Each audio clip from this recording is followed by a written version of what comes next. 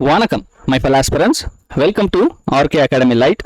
இந்த வீடியோ பதிவில் நம்ம பார்க்க போகிற டாபிக் என்னென்னு பார்த்தீங்கன்னா, ஸ்கூல் புக் சீரீஸ்லேருந்து தாங்க. கிளாஸ் நம்பர் 5 6th ஸ்டாண்டர்டு 3வது பருவத்தில் இருக்கக்கூடிய பாடம் பண்டைய கால தமிழகத்தில் சமூகமும் பண்பாடும் சங்ககாலம்.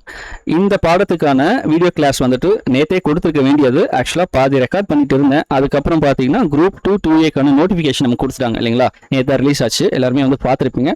ஸோ அதை கோ த்ரூ பண்ணிட்டு அதில் என்ன கொடுத்துருக்காங்க என்னங்கிற பார்த்துட்டு இருக்கும்போது கொஞ்சம் டைம் ஆயிடுச்சு. அதுக்கப்புறம் அதை கண்டினியூ பண்ண முடியாமல் போயிடுச்சு. ஸோ அதனால மறுபடியும் இன்னைக்கு ஃபர்ஸ்ட்லேருந்தே வந்து ரெக்கார்டிங் வந்து ஸ்டார்ட் பண்ணியிருக்கேன். ஓகேங்களா, ரைட். இதுக்கு முன்னாடி பார்த்தீங்கன்னா 6th ஃபர்ஸ்ட் டேர்மில் ஒரு 2 லெசன், செகண்ட் டேர்மில் ஒரு 3 லெசன், அதாவது டிஎன்பிஎஸ்சியில் நமக்கு ரிஃப்ளெக்ட் ஆகக்கூடிய அந்த லெசன்ஸ் மட்டும்தான் ஸ்கூல் புக் வைஸ் வந்து பார்க்கலாம் மாதிரி வந்து ஒரு பிளான் பண்ணி கொண்டு வந்திருக்கோம். அதில் டேர்ம் 1ல் ஒரு 2 லெசன், டேர்ம் 2ல் ஒரு 3 லெசன் முடிச்சுட்டு அந்தந்த டேர்முக்கான டெஸ்ட் பார்த்தீங்கன்னா கூகுள் ஃபார்மில் வந்து கொடுத்துருப்போம்.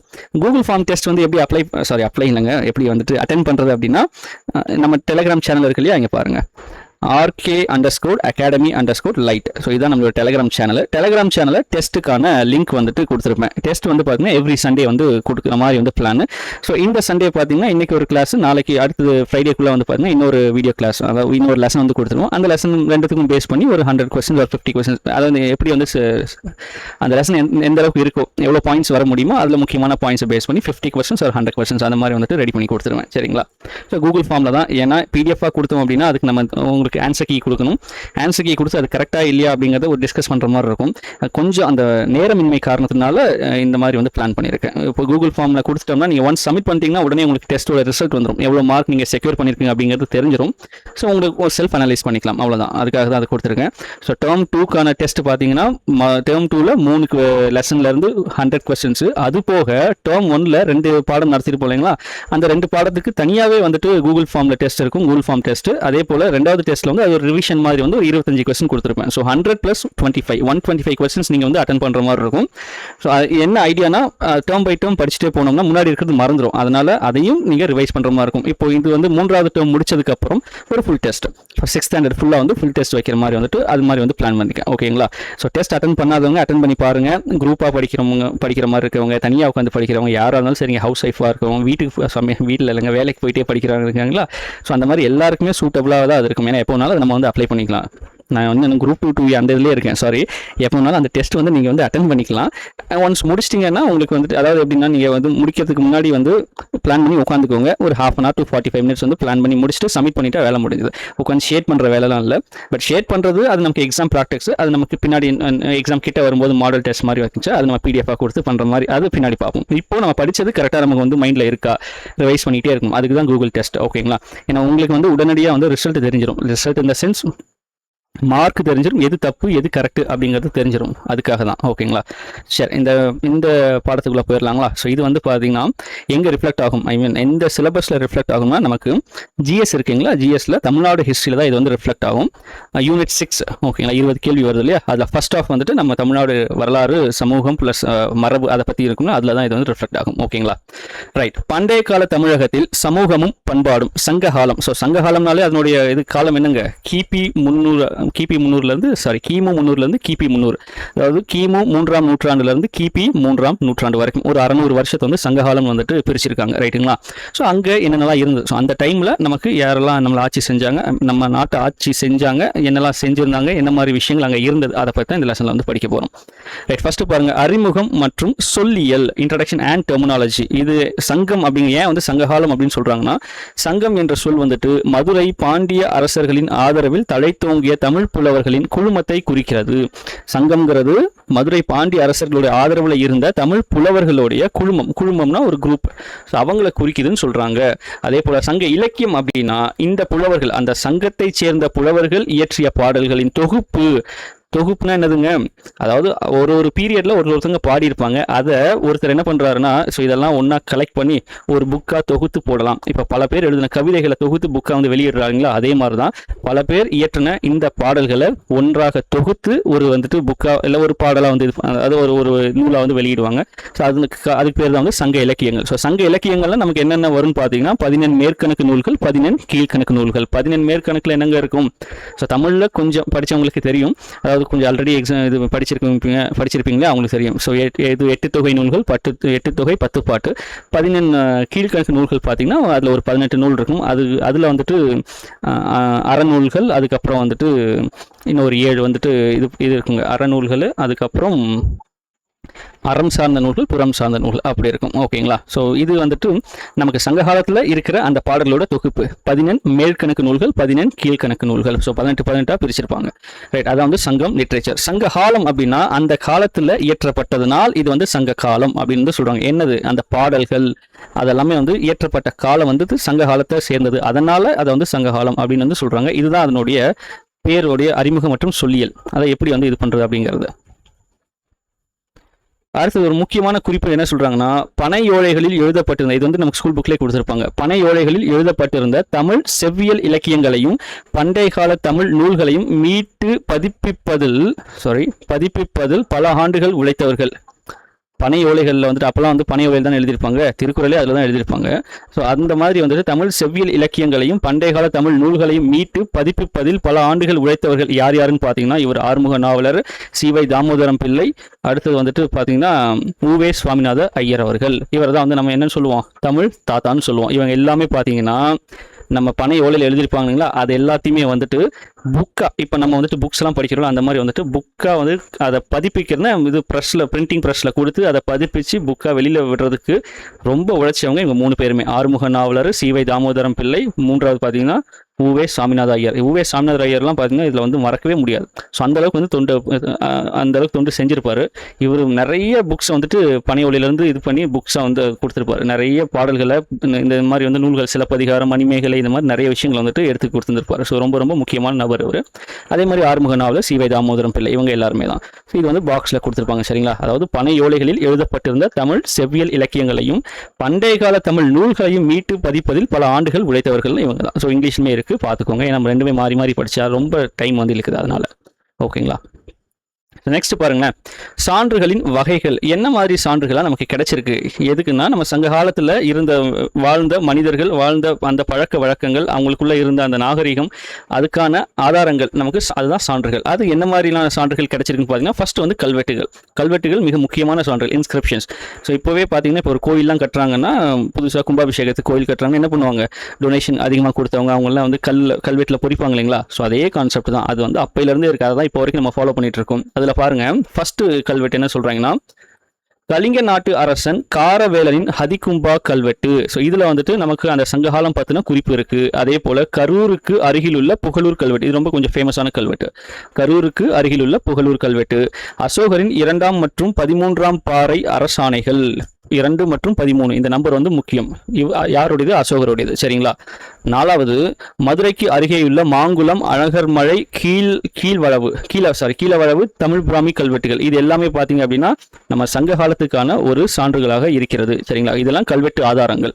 கலிங்க நாட்டு அரசனுடைய காரவேலனுடைய ஹதிகும்பா கல்வெட்டு, கரூருக்கு அருகேயுள்ள புகழூர் கல்வெட்டு, அசோகரின் 2ஆம் மற்றும் 13ஆம் பாறை ஆணைகள், அதுக்கப்புறம் மதுரைக்கு அருகே உள்ள மாங்குளம் அழகர்மலை கீழவளவு தமிழ் பிராமி கல்வெட்டுகள். நெக்ஸ்ட் கேட்டகரி வந்து செப்பேடுகள், காப்பர் பிளேட்ஸ். என்ன செப்பேடுகள்னா, இந்த வேள்விக்குடி செப்பேடுகள், சின்னமனூர் செப்பேடுகள். ரொம்ப ரொம்ப முக்கியமான கான்செப்ட் இது. செப்பேடுகள் இதெல்லாம் சின்னமனூர், வேள்விக்குடி செப்பேடுகள். இது வந்து சங்ககாலத்தில் சேர்ந்த செப்பேடுகள்.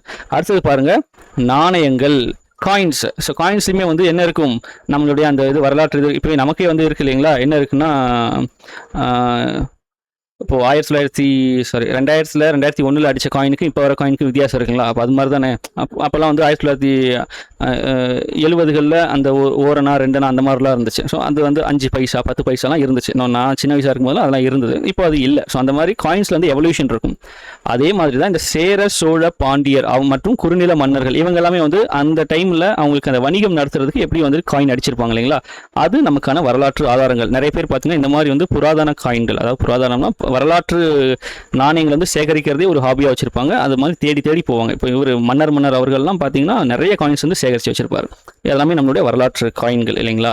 ஸோ அது வந்து நமக்கு ஒரு வரலாற்று ஆதாரம். அடுத்தது ரோமானிய நாணயங்கள். இந்த ரோம் நாட்டிலேருந்து இங்கே வந்துட்டு வியாபாரம் செஞ்சவங்க என்ன பண்ணியிருக்காங்க, அவங்க நாட்டு நாணயத்தை இங்கேயும் அடிச்சிருக்காங்க. இதுக்கான இது வந்துட்டு அந்த இது நாணயங்களை அச்சிடப்பட்ட அந்த ஃபேக்ட்ரின்னு வச்சுக்கோங்க, அது எங்கே கிடைச்சதுன்னா நமக்கு மதுரையிலே கிடைச்சிருக்கும். இது நம்ம எங்கே பார்த்துருப்போம், அந்த தென்னிந்தியாவில் பெருங்கற்கால பண்பாடுங்கிற ஒரு லெசனில் பார்த்துருப்போம். அதில் வந்துட்டு ஒரு 5-6 அகழாய்வுகள் பற்றி சொல்லியிருப்பாங்க. அதில் மதுரையில் இது மாதிரி கிடச்சிருக்கு, அந்த கீழடியில் மதுரை பக்கத்தில் இல்லைங்களா, அங்கே வந்து கிடச்சிருக்குன்னு சொல்லியிருப்பாங்க. ஸோ நாணயங்களும் நம்மளுடைய வரலாற்று ஆதாரங்களில் ஒன்று. அடுத்தது பெருங்கற்கால சான்றுகள் என்னென்ன சொல்கிறாங்க பாருங்கள். பெருங்கற்கால புதைவிடங்கள் மற்றும் நடுகற்கள். ஸோ இதை தான் நம்ம வந்துட்டு டீட்டெயில்டாக எந்த லெசனில் பார்த்தோம். ஆமாம், டேர்ம் 2ல் வந்துட்டு செகண்ட் டேர்மில் ஃபர்ஸ்ட் லெசனாகவே இருக்கும். பெருங்கற்கால பண்பாடு இன் தென்னிந்தியா அப்படிங்கிற அந்த லெசனில் அதில் வந்துட்டு தான் அகழாய்விடங்கள் எல்லாமே வந்து கிளியராக பார்த்துருப்போம். அது போக அந்த கற்திட்டைகள், நினைவு கற்கள், அப்புறம் நடுகற்கள், இந்த கான்செப்ட் எல்லாம் அங்கே அந்த லெசனில் கொஞ்சம் டீட்டெயிலாக பார்த்துருப்போம். அதெல்லாம் என்னங்க நம்மளுடைய வரலாற்று ஆதாரம். அடுத்தது அகழ்வாராய்ச்சி இடங்கள், எக்ஸ்கேவேட்டட் சைட்ஸ். இப்போ நமக்கு வந்துட்டு கீழடியிலேருந்து எல்லாமே பார்த்தீங்கன்னா அது எல்லாமே அகழ்வாராய்ச்சி இடங்கள். ரொம்ப ஃபேமஸ் பார்த்தீங்கன்னா ஆதிச்சநல்லூர், அரிக்கமேடு, கொடுமணல், புகாறு, கொர்க்கை, அழகன்குளம் மற்றும் உறையூர். நிறைய சைட்ஸ் இருக்கு. அதுல ரொம்ப ஃபேமஸான சைட்ஸ் மட்டும் இங்கே கொடுத்துருக்காங்க. இதுதான் வந்துட்டு நம்மளுடைய அகழ்வாராய்ச்சி இடங்கள். அது போக பார்த்தீங்கன்னா இலக்கிய சான்றுகள்னு சொல்றாங்க. இந்த இலக்கிய சான்றுகள்னா நமக்கு அந்த டைம்ல எழுதப்பட்ட இலக்கியங்கள். இப்போ எப்படி நமக்கு வந்து புக்ஸ் எழுதுறாங்க இல்லைங்களா, அதே போல அப்பவும் எழுதியிருப்பாங்க. ஸோ அதுல தொல்காப்பியம், 8 தொகை, 10 பாட்டு, 14, இது வந்துட்டு 8 தொகையும் 10 பாட்டும் 14 கீழ்கணக்கு நூல்கள் தான்.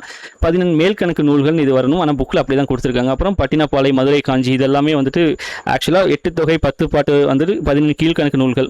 பட்டினப்பாலை, மதுரை காஞ்சி, இன்னொரு 8 நூல்கள் இருக்கு. அது எல்லாமே தொகை நூல்கள். அது வந்துட்டு 14 மேல்கணக்கு நூல்கள். சாரி, இது ரெண்டுமே 10 பாட்டில் தாங்க இது வரும். பட்டினப்பாலை, மதுரை காஞ்சிலாம் 10 பாட்டுக்குள்ளே வருது. சாரி, நானும் மாற்றி சொல்லிட்டேன். 14 மேல்கணக்கு நூல்கள்னா அது திருக்குறள், நாலடியார், இன்னா 40, இனியவை 40, களவழி 40, திணைமாலை 50, திணைமாலை 150. அதுக்கப்புறம் இவர் வரணர் எழுதினது வந்துட்டு அது அவரு எழுதினதான் இன்னா 40, இனியவை 40, அந்த மாதிரிலாம் வரும். அதே கபிலர் எழுதினது அது அந்த இதெல்லாம் வந்து 14 மேற்கணக்கு நூல்கள். 8 தொகை நூல்களில் பார்த்தீங்கன்னா நற்றிணை, குறுந்தொகை, ஐங்குறுநூறு, 10 பரிபாடல், அகநானூறு, புறநானூறு, கலித்தொகை, அகநானூறு, புறநானூறு. 10 பாட்டில் வந்துட்டு திருமுருகாற்றுப்படை, பொருணராற்றுப்படை, பெரும்பானாற்றுப்படை, சிறுபானாற்றுப்படை, பட்டினப்பாலை, மதுரை காஞ்சி. அதுக்கப்புறம் பார்த்தீங்கன்னா குறிஞ்சிப்பாட்டு, வேற என்ன வரும், நெடுநல் வாடை வரும், மதுரை காஞ்சி. இதெல்லாம் விரல் விட்டு எண்ணணும் 10 இருக்கா அப்படின்ட்டு. இல்லை, இதில் 8 இருக்கும், இதில் 8 இருக்கும். சாரி, இல்லை, இதில் 8, இதில் வந்து 10 இருக்கும். மொத்தம் 18. அடுத்து 14 மேல்கணக்கு நூல்கள். இது கீழ்கணக்குங்களா, அது 14 மேல்கணக்கு நூல்கள், அதில் ஒரு 18. இப்படி தான் பிரிச்சிருப்பாங்க. அதே போல் காப்பியங்கள். ஸோ ரொம்ப டீட்டெயிலாக போக வேணாமே, ஓகேங்களா. காப்பியங்கள் பார்த்தீங்கன்னா சிலப்பதிகாரம், மணிமேகலை, இதெல்லாம் வந்து பெருங்காப்பியங்கள். 50 காப்பியங்கள் கேள்விப்பட்டிருப்பீங்க. சிலப்பதிகாரம், மணிமேகலை, வளையாபதி, சிவசிந்தாமணி, வளையாபதி, குண்டலகேசி. அடுத்தது 5 சிறுங்காப்பியங்கள். இது வந்து சிறுங்காப்பியங்கள். இதுவுமே வந்து கேள்விப்பட்டிருப்போம் இல்லைங்களா. இது எல்லாமே நம்ம சங்க காலத்திற்கான இலக்கிய சான்றுகளாக விளங்குகிறது. ஓகேங்களா. ஸோ இது வரைக்கும் என்ன பார்த்துருக்குங்க, இலக்கிய சான்றுகள், அகழ்வாராய்ச்சி இடங்கள், பெருங்கற்காலர் சான்றுகள், நாணயங்கள், செப்பேடுகள் மற்றும் கல்வெட்டுகள். அது போக கடைசியாக நமக்கு ஒரு கேட்டகரி இருக்குது. அது என்னென்னா அயல் நாட்டவருடைய குறிப்புகள். இப்போ வெளிநாட்டிலேருந்து இங்கே வராங்க அப்படின்னா அவங்க சில குறிப்புகள், நம்ம நாட்டில் இப்படிலாம் இருந்துச்சு அப்படின்னு அங்கே போயிட்டு புக்கில் வந்து எழுதி வச்சிருப்பாங்க. ஸோ அந்த மாதிரி சில குறிப்புகள் என்னென்ன இருக்குன்னு பார்த்தீங்கன்னா, எரித்ரிய கடலின் பெரிப்ளஸ், த பெரிப்ளஸ் ஆஃப் எரித்ரியன்சி, இது ஒரு புக்கு. பிளினியின் இயற்கை வரலாறு, இது ஒரு புக்கு. தாலமியின் புவியியல், இது ஒரு புக்கு. அதே போல் பாருங்கள், மெகஸ்தனஸின் இண்டிகா, இந்த புக்கு. இதில் எல்லாமே வந்துட்டு நம்ம தமிழ்நாட்டை பற்றின குறிப்புகள் இருக்குது. முக்கியமாக சங்க காலத்தில் வாழ்ந்த மக்களுடைய குறிப்புகள் இருக்குது. அது போக இலங்கையிலோடைய வரலாற்று நூல்கள்னா ராஜாவளி, மகாவம்சம், தீபவம்சம், இந்த நூல்களிலுமே என்ன இருக்குங்க, நம்ம தமிழ்நாட்டை பற்றின குறிப்புகள் இருக்குன்னு சொல்கிறாங்க. அதுவும் முக்கியமாக சங்ககாலத்தை பற்றின குறிப்புகள். இப்போ சங்ககாலத்துடைய குறிப்புகள்லாம் மொத்தம் இவ்வளோ இருக்குது, சரிங்களா. நல்லா கிளியராக பார்த்துக்கோங்க. கல்வெட்டு சான்றுகள் இருக்குது, செப்பேடு சான்றுகள் இருக்குது, நாணயங்கள், பெருங்கற்கால சான்றுகள், அகழ்வாராய்ச்சி இடங்கள், அதுக்கப்புறம் வந்துட்டு இலக்கிய சான்றுகள், கடைசியாக அயல்நாட்டவருடைய குறிப்புகள். ஓகேங்களா. இது எல்லாமே 1 by 1 கிளியராக வந்து பார்த்துக்கோங்க. எதுவுமே வந்து மிஸ் பண்ணக்கூடாது. ஓகேங்களா. ரைட். நெக்ஸ்ட் பாருங்கள், இது வந்து ஒரு பாக்ஸ் இன்ஃபர்மேஷன் தான், அதனால் இம்பார்ட்டன்ட் பாக்ஸ்ன்னு கொடுத்துருப்பேன். தொல்காப்பியங்கிறது பார்த்தீங்கன்னா ஒரு தமிழ் இலக்கண நூல். அது போக நம்ம தமிழில் கிடைச்ச ரொம்ப பழமையான நூல்னா அது வந்துட்டு இதுதான், தொல்காப்பியம் தான். மிக மிக மிக பழமையான நூல். அதில் இன்னொரு வந்துட்டு இதில் ஒரு ஸ்பெஷல் என்னென்னா, தொல்காப்பியமே நமக்கு கிடைச்ச மிக பழமையான நூல். ஆனால் அந்த தொல்காப்பியத்துக்கு உள்ள கிட்டத்தட்ட என்ன சொல்லுவாங்கன்னா, ஒரு 20-30 நூல்களை வந்து மேற்கோள் காட்டியிருப்பாங்க. இப்போ நம்ம கோட் பண்ணுறோம் இல்லைங்களா, இந்த விஷயத்தை இங்கே சொல்லியிருக்காங்க அப்படின்ட்டு நம்ம பாயிண்ட்டை ப்ரூவ் பண்ணுறதுக்கு இன்னொரு இடத்துல இருந்து நம்ம வந்து இங்கே இதை பாருங்கள், இதே மாதிரி அங்கேயும் சொல்லியிருக்காங்க, நம்ம கோட் பண்ணுவோம். அந்த மாதிரி தொல்காப்பியம் வந்துட்டு ஒரு 20-30 புக்ஸை வந்துட்டு ரெஃபரன்ஸ் மாதிரி வந்து கோட் பண்ணியிருக்கு. அப்போ தொல்காப்பியத்துக்கு முன்னாடி எத்தனை புக்ஸ் எழுதியிருக்காங்கன்னு பாருங்களேன். அப்போ எழுதியிருந்தால் அந்த புக்ஸை தொல்காப்பியம் வந்து ரெஃபரன்ஸ் மாதிரி வந்து கொடுத்துருப்பாங்க. தொல்காப்பியமே நமக்கு கிடைச்ச பழமையான புக்குங்கும் போது அதுக்கு முன்னாடி எழுதியிருக்கிறாங்க நம்ம தமிழில். எவ்வளோ பெரிய விஷயம் இல்லைங்களா? இது வந்து ஒரு தமிழ் இலக்கண நூல். சங்ககால தமிழ் மக்களுடைய மொழி பண்பாடு உயர்தரத்தை சுட்டி காட்டுகிறது. ஸோ இது மெயினாக மக்களுடைய மொழி ப்ளஸ் இலக்கணம் இதை பற்றி வந்து பேசுகிறது தான் இந்த புக்கு தொல்காப்பியம். சரிங்களா? ஸோ இதெல்லாம் நமக்குலாம் வந்து இப்போலாம் படிக்கும்போது புரியவே புரியாது, ஏன்னா அந்த டைமில் அப்போ எழுதுனது இல்லைங்களா? ஸோ தொல்காப்பியம் அடுத்து பார்த்தீங்கன்னா பேராசிரியர் ஜார்ஜ் எல் ஹார்ட் அப்படிங்கிறவர் யாருன்னு பார்த்தீங்கன்னா கலிஃபோர்னியாவில் பல்கலைக்கழகத்தின் தமிழ் மொழி பேராசிரியராக இருந்திருக்காரு. George L heart. சரிங்களா? ஹார்ட் ஹெச்இஆர்டி இல்லை, ஹார்ட். George L heart. இவர் வந்து கலிஃபோர்னியாவில் பல்கலைக்கழக தமிழ் மொழி பேராசிரியர். ஒரு யூனிவர்சிட்டி ஆஃப் கலிஃபோர்னியாவில் இவர் வந்துட்டு ப்ரொஃபஸர், தமிழ் ப்ரொஃபஸர். ஓகேங்களா? இவர் என்ன ஒரு ஸ்டேட்மெண்ட் சொல்லியிருப்பாருன்னா, தமிழ் மொழியானது லத்தீன் மொழியின் அளவிற்கு பழமை. இப்போ நமக்கு ரொம்ப பழசுனா இந்த லாட்டின் லாங்குவேஜ்னு சொல்லுவாங்க, அதுக்கு ஈக்குவலானது நம்ம தமிழ் மொழின்னு சொல்லியிருப்பாரு. ஏனைய மொழிகளின் செல்வாக்கிற்கு உட்படாமல், அதாவது பிற மொழிகளுடைய ஆதிக்கம் உள்ள இல்லாமல் சுதந்திரமாக ஒரு மரபாக உருப்பெற்று எழுந்துள்ளது அப்படிங்கிறது யாரோட ஸ்டேட்மெண்ட்டுங்க? ஜார்ஜ் எல் ஹார்ட்டோட ஸ்டேட்மெண்ட். இப்போ நமக்கு எக்ஸாமில் இந்த ஸ்டேட்மெண்ட்டை கொடுத்துட்டு இதை யார் கேட்டாங்கன்னா நமக்கு வந்துட்டு ஆப்ஷன்ஸில் யாரை போய் பார்க்கணும்? ஜார்ஜ் எல் ஹார்ட் இருக்காரான்னு பார்க்கணும். ஓகேங்களா? அவரோட ஸ்டேட்மெண்ட் என்னதுங்க? தமிழ் மொழியானது லத்தீன் மொழியின் அளவிற்கு பழமையானது. அதாவது லத்தீன் மொழி தான் இருக்கிறதுலேயே ரொம்ப பழமையானதுன்னு சொல்கிறாங்க.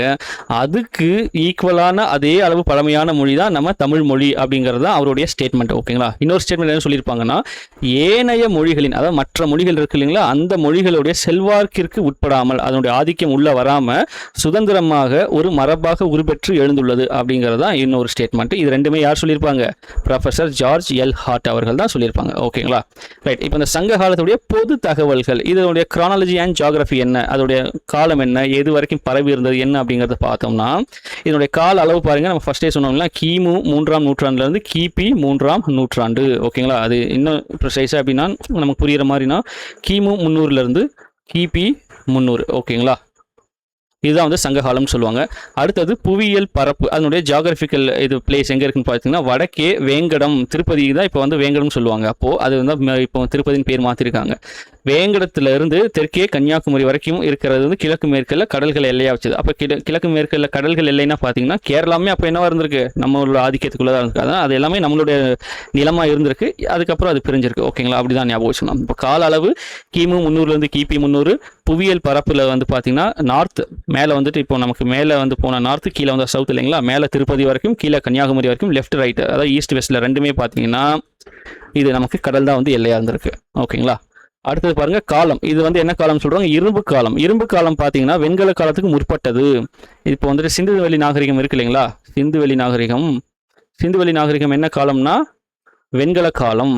சிந்துவெளி இதனுடைய காலம் வந்துட்டு பார்த்தீங்கன்னா வெண்கலம். அந்த நடனம் மாதிரிலாம் வந்துட்டு இதில் தானே செஞ்சுருப்பாங்க. வெண்கல காலம், பிரான்ஸு.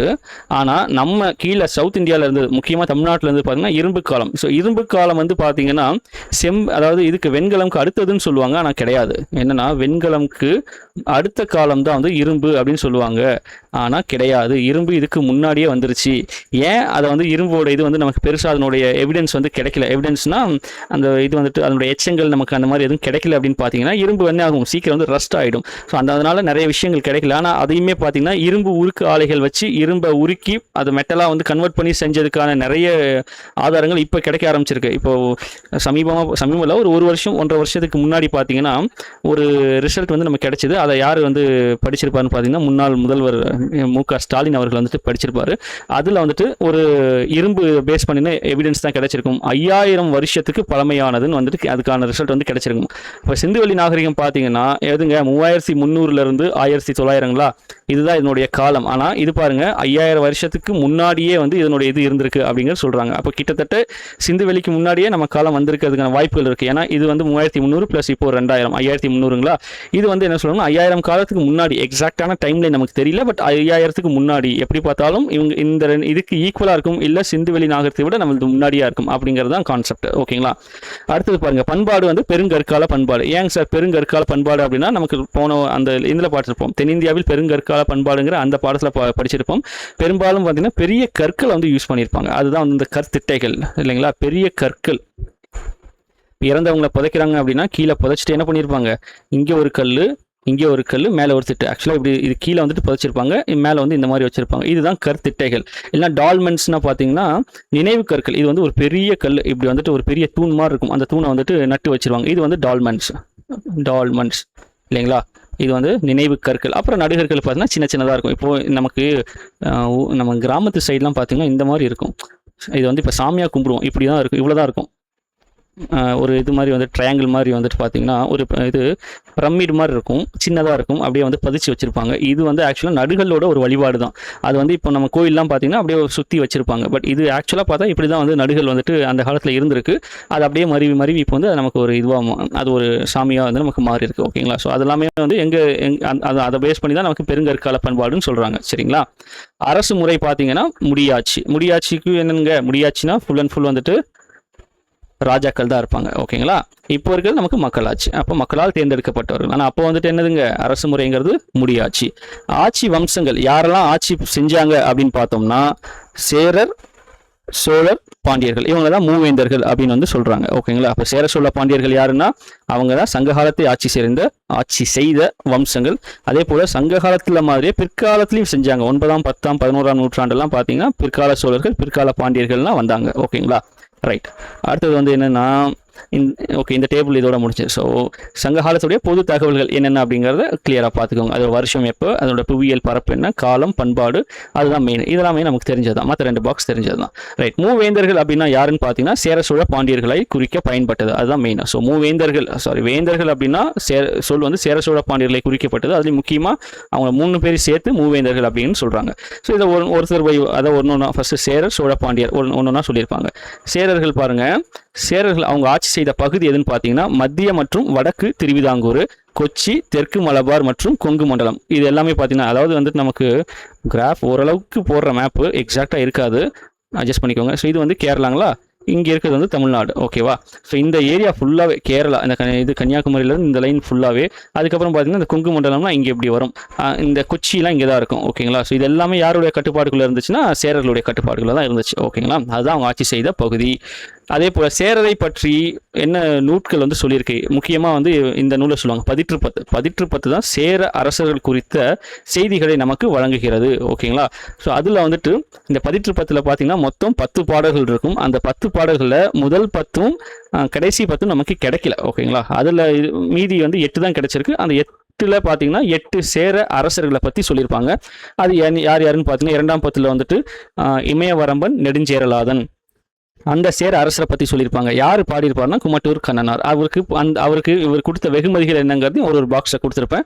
இது வந்துட்டு நமக்கு வந்துட்டு தமிழ்லையும் யூஸ் ஆகும், யூனிட் 6லையும் யூஸ் ஆகும். அதனால தான் இந்த டேபிள் எங்கே கொடுத்துருக்கேன். இது கொஞ்சம் முக்கியமான டேபிள். சரிங்களா? நல்லா வந்து படிச்சுக்கோங்க.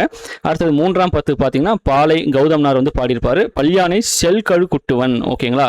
அந்த அரசரை பற்றி பாடியிருப்பாங்க. அது மாதிரி பார்த்தீங்கன்னா 4ஆம் 10 வந்து கலங்காய் கண்ணி நார்முடிச்சேரல், பாடியவர் வந்துட்டு காப்பியாற்று காப்பியார், இவர் வந்து பாடப்பட்டவர், இவங்கெல்லாம் வந்து பாடியவர்கள். 5ஆம் 10 வந்து பரணர் கடற்பிறகோட்டிய செங்குட்டுவன். இந்த இதில் பார்த்தீங்கன்னா பரணருக்கு வந்துட்டு இந்த உம்பர் காட்டு வரியை வந்துட்டு அவருடைய இளவரசன் வேட்கோ வந்து கொடுத்துருப்பாங்க. அவரோட பையனை வந்துட்டு நீங்கள் வச்சுக்கோங்க அப்படிங்கிற மாதிரி கொடுத்துருப்பாங்க.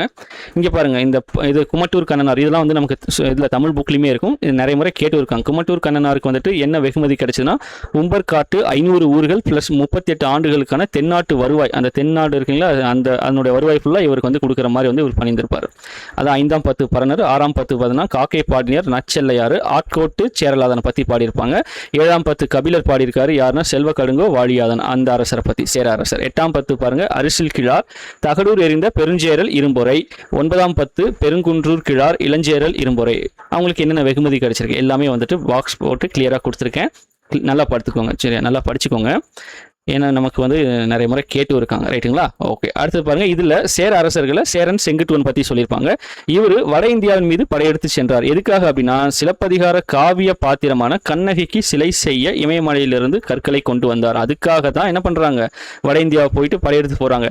சரி, ஒரு சிலை எடுக்கிறதுக்காக, அந்த சிலைக்கு கல் எடுக்கிறதுக்காக, அந்த கல்லை எடுக்கிறதுக்காக ஏன் வந்துட்டு அது வரைக்கும் போகணும் அப்படின்னு பார்த்தீங்கன்னா அந்த டைமில் வட இந்தியாவில் இந்த கண்ணகியை பற்றின வந்துட்டு சில வதந்திகள் அது மாதிரி வந்து பேசிகிட்டு இருப்பாங்க. நமக்கு இப்போ நம்ம ஸ்லாங்ல சொல்லணும் ட்ரோல். ஸோ அப்போ வந்துட்டு என்ன பண்ணுறாங்க, கண்ணகி வந்து ட்ரோல் பண்ணுறாங்க. அதை ஏற்றுக்க முடியாமல் இவர் என்ன பண்ணுறாரு, சேரன் செங்குட்டுவன். ஏன்னா கண்ணகி வந்து ஒரு மனிதராக வாழ்ந்து தெய்வமாக மாறிய ஒருத்தவங்க இல்லைங்களா. இப்போ சேரன் செங்குட்டுவன் என்ன பண்ணுறாரு, அவங்க மேலே படையெடுத்து போய் ஜெயிச்சு அங்கேருந்து கல்லை எடுத்துகிட்டு வந்து இந்த சிலப்பதிகார காப்பிய பாத்திரமான கண்ணகிக்கு வந்து செலவழிக்கிறாங்க. இதுதான் வந்துட்டு அதனுடைய பேக்ரவுண்டு. ஓகேங்களா, ரைட். ஸோ அதே போல் பாருங்கள், பத்தினி தெய்வ வழிபாட்டை அறிமுகம் செய்தார். அது பேர் என்னன்னா கண்ணகி வழிபாடு. அந்த பத்தினிக்கு பெயர் போனவங்கன்னா கண்ணகின்னு சொல்லுவாங்க இல்லைங்களா. அது மாதிரி பத்தினி தெய்வ வழிபாட்டை வந்து அறிமுகம் செய்தார். இவரது தம்பி தான் இளங்கோவடிகள். இந்த இளங்கோவடிகள் யாருன்னா, இவர் தான் இந்த சிலப்பதிகாரத்தை எழுதுறாரு. இந்த சிலப்பதிகாரத்தை வந்து எழுதியவர் யாருன்னு பாருங்க, இளங்கோவடிகள். அவர் யாருன்னா சேரன் செங்குட்டுவனுடைய தம்பி. அப்போ இது மரபு ரீதியாக அவர் யாருன்னு பார்த்தீங்கன்னா இது வம்ச ரீதியாக பார்த்தீங்கன்னா சேர வம்சத்தை சார்ந்தவர். சேரரை பற்றியும் எழுதியிருப்பாரு, சோழ அரசரை பற்றி எழுதியிருப்பாரு, பாண்டிய அரசரை பற்றியும் எழுதியிருப்பாரு. அதாவது இந்த 3 அரசுமே எதுக்குள்ளே வரும், இந்த சிலப்பதிகாரத்துக்குள்ளே வரும். பிறந்தது சேர நாட்டில், அதுக்கப்புறம் தஞ்சம் புகுந்தது சோழ நாட்டில், பாண்டிய நாட்டில் பார்த்தீங்கன்னா இறந்துருவார். யாருன்னா அவர் கோவலன் வந்து இறந்துருவார். ஸோ அந்த மாதிரி கனெக்ஷன் பண்ணி சூப்பராக எழுதியிருப்பாங்க அந்த புக்கு. ஸோ சிலப்பதிகாரத்தோட ஆசிரியர் இளங்கோவடிகள். ரைட்டுங்களா, ஓகே. ஸோ இதை பேஸ் பண்ணி தான் அடுத்தது என்ன வருங்க, நமக்கு மணிமேகலை வந்து எழுதியிருப்பாங்க. ஓகே, ஒரே நிமிஷம். சேரன் செங்குட்டுவன் இவ்வளோதான், 2 விஷயம் தான். கண்ணகியை பற்றி, கண்ணகிக்காக வட இந்தியாவிலேருந்து இது கல்லெடுத்து வந்து சிலை செஞ்சது. பத்தினி தெய்வ வழிபாட்டை வந்து அறிமுகம் செய்தவர் யாருன்னா அவர் சேரன் செங்குட்டுவன். அவர் யாருன்னா இளங்கோவடிகளுடைய அண்ணன், இளங்கோவடிகளோட அண்ணன். ஓகேங்களா, ரைட். அடுத்து பாருங்க, சேரல் இரும்புரை பற்றி சொல்லியிருக்காங்க. சேரல் இரும்புரை என்ன பண்ணியிருக்காருன்னா, அவருடைய பெயரில் வந்து நாணயங்களை வந்து வெளியிட்டார். ஸோ அதனால அவர் பற்றி நம்ம தெரிஞ்சுக்கிறோம். இப்போ காயின் வந்துட்டு ரிலீஸ் பண்ணும்போது என்ன பண்ணுறாரு, அவர் பேரை பொறிச்சு ரிலீஸ் பண்ணுறாரு. அப்போது அந்த காயின் நமக்கு ஆதாரமாக கிடைக்கும் போது யார் பேர் நமக்கு கிடைக்குதுங்க, சேரல் இரும்புரை, அவருடைய பேர் வந்து கிடைக்குது.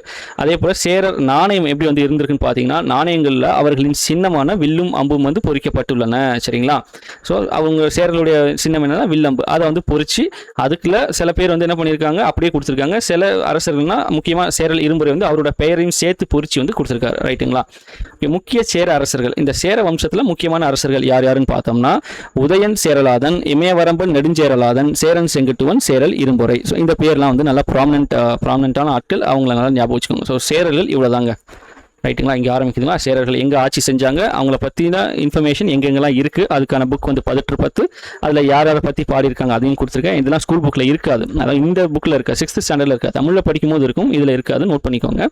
அடுத்து சேரன் செங்குட்டுவன், சேரல் இரும்புரை, அவங்களுடைய நாணயம் ப்ளஸ் முக்கியமான சேர அரசர்கள் பார்த்துட்டோம். ஓகேங்களா. அடுத்தது பாருங்கள் சோழர்கள்.